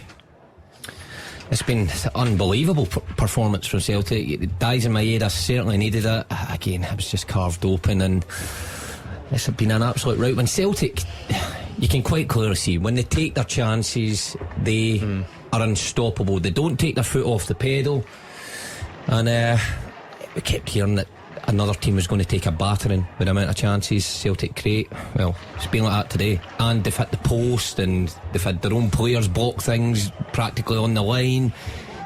But you know what they're going to say, they can't do it in the Champions League. They can't do it when it goes up a massive level. But look, there's no better way to answer, because Hibs came in there third in the league, decent form. I know they lost midweek, but they've been in decent form, and they've absolutely battered them. Yeah, sore one for Hibs, easy street for Celtic, and that will be that. Celtic fans, how impressed have you been? You can look back on it on the open line as soon as these games are done, so get your calls into us, please. A Crawford header saved at Livingston, so Livingston looking to St Johnstone looking to get back into level terms there, but still Livy 1 up, still level. Ross County Dundee United 1-1, and still absolutely nothing for Roger Hannah, goalless between St Mirren and Kilmarnock. Roger sitting there freezing. Nothing better than Hannah, man. At least he's not got far to go up the road. Yeah, that's right. He's picked an easy shift this afternoon. Strictly on, just forget about it. Just move on with your night. Mrs. Keevins, big Strictly fan, isn't she? Do you get subjected to that? I don't mind it. I like the programme, but yes, that will be on by the time I get back. Here's the difference between you two, Keevins and DL summed up. You're more of a masked dancer, man. Yeah, I like that. So you like the chaotic nonsense version. Hugh's more of a connoisseur. Masks. And then what I do is I turn my recliner around for the voice. I do. I like to do that. I think you play a part in the game. I have absolutely no doubt that that's true. Yeah, that's true. Yeah, I like that. On his own. Take a strange thing you would do. Have you seen Tony Adams on Strictly? Oh dear, I wish I hadn't. It's horrendous. I actually don't. I try not to watch it. I'm not a huge fan. Mrs. Duncan is a big fan. She watches it. But I do, however, watch Gogglebox quite regularly on a Friday, and they show Tony Adams every week because you know that he's rubbish, basically. They don't have his shirt off last week or something, or his trousers. Yeah, not a good combination, that is it? But I mean, he's an entertainer, a showman. Yeah, I'm not sure about a showman. He looks a bit wooden. When's the invite coming for you? Imagine it. Him or Strictly. I couldn't go down that. Not with a hat. Not with the soul. I've not got the moves. Have you seen Tony Adams? No, I don't watch it. I've never watched it. Believe me, I don't watch it. I'm not a fan. A frustrating afternoon for Cove. Leighton McIntosh is weighted to the 91st minute. They're getting beat, and he's violently hit someone by the looks of it, and been sent off. So violent conduct for him. Alloa 2, Airdrie 0. Full time whistles starting to go. Roger Hannah full time. Talk it up. Well, thank goodness that's over, Gordon. St Mirren 0, Kilmarnock 0. St Mirren have missed the chance to go third in the Premiership tonight, but Kilmarnock have got the point that keeps them off the bottom, and to be fair, they thoroughly deserved the point. They could have been ahead early on. Ash Taylor heading over the bar, and Ryan Alabiosu flashing a left foot shot wide of the far post. St Mirren grew into the game before the break. Decent save by Zach Hemming, pushing over a shot from Ryan Strain. Jonah Younger then sclaffed a shot when the ball was headed down by his strike partner Curtis Main, and Main had the best chance for St Mirren just in stoppage time at the end of the first half. A diving header from 6 yards which just went fractionally beyond the far post. Second half took on much of the same dimensions as the first. Kelly starting really brightly. Good save by Trevor Carson to deny his Northern Ireland international teammate Kyle Lafferty straight from the kick-off. Dan Armstrong then curled a shot wide from outside the box, and even though they lost Blair Alston to injury, Kilmarnock kept in the front foot. But again, like the first half, St Mirren sort of grew into the game. There was a free kick from their captain Mark O'Hara, well held by Hemming. Declan Gallagher glanced a header wide at the near post from a corner, but Kilmarnock had a chance right at the death to win it. Decent break down the right hand side, the ball rotated back into Alan Power. The skipper delivered the ball to the back post, and substitute Christian Doyce just couldn't get enough in his header, and it drifted to safety at the far post. 6,500 here. I'm not too sure any of them are going up the road happy. St Mirren 0, Kilmarnock 0. Full-time Celtic Park. Let's speak to Fraser and Gabriel. Celtic 6, Hibernian 1 at full-time, and a terrific performance from the Hoops, spearheaded by James Forrest, whose hat-trick took him to 100 goals for the club. It all started in the 9th minute. Sead Haksabanovic cut in from the left, deep cross to the far post, over every Hibs head, and it was met by James Forrest to volley it back across the goal and give them the perfect start. About 10 minutes later, Georgios Giacomakis struck a really good ball from the overlapping Alexandro Bernabei, a convincing finish, side-footed in by the Greek. In the 24th minute, Celtic were pretty much home and hosed. Haksabanovic beat his man again, smashed the ball across. It was bouncing around the box, and it came to James Forrest, who took one touch, hammered it high at Marshall. A powerful shot, but it should have been a routine save for the keeper. He dropped it, trickled over the line, an absolute howler, and Forrest had his second. 3-0 at half-time, and there were 4 Hibs changes. Lee Johnson clearly not happy. It did work. In the 56th minute, Eli Yuan got his first league goal for the Hibees. It was their first push forward in the half. Boyle flipped him through, a near post strike, a really good finish. It gave Hibs a glimmer of hope, but it faded straight away. 2 minutes later, there was a loose ball in the middle of the park. Aaron Moy slipped in Forrest, who steadied himself. He knew the weight of history was on him, but he hammered the ball in via a deflection off Paul Hanlon. That's his hat-trick. That is his 100th goal. Giacomakis' second came from a devastating move. Ralston had a brilliant pass inside the opposing fullback to Abada, who pulled it back, and the Greek was there to finish a cross goal. And Dazen Maida got in on the act in the 89th minute to round it off. Slid in at the back post. It could have easily been more. Abada dragged one wide, had one brilliantly saved. Kyogo smashed the post after he came on, and then blocked what would have been a goal from Moy. It was so simple for Celtic today, Fraser, and you've got to say that's the best they've played in over a month. Yeah, I think it's a combination of how well Celtic played and how poor Hibs were as well. That's led to the 6-1. Perfect antidote to the European blues for Ange Postecoglou. He changed his team around, brought in Forrest and Giacomakis. They get 5 goals between them. He then chooses to bring on Dalziel Maeda, who's out of form, lacking confidence in front of goal. He gets a goal as well. He's allowed to take O'Reilly off as well. Good performance by Bernabei Ralston.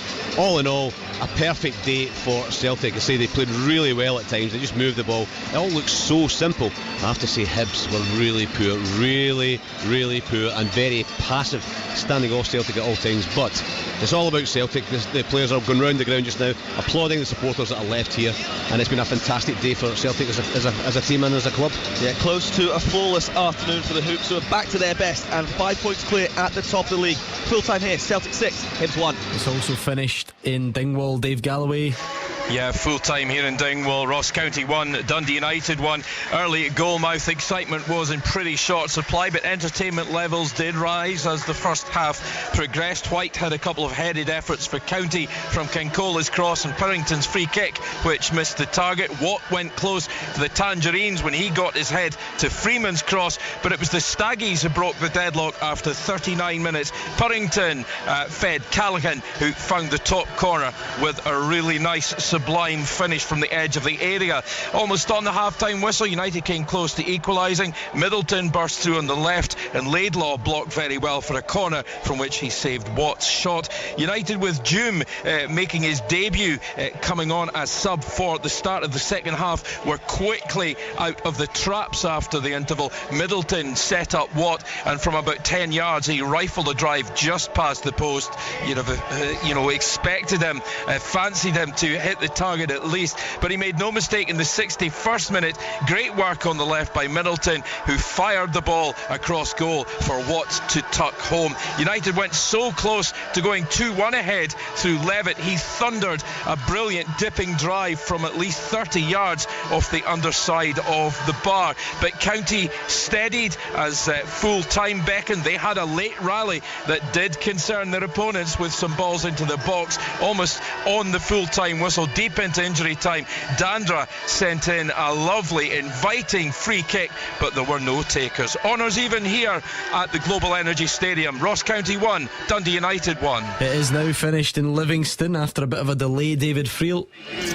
Full time, Gordon Livingston 1, St Johnstone 0. Dylan Bahambula picked a perfect time to get his first Livy goal as he fired them into the top six, and after the day I have double checked it was his first Livingston goal.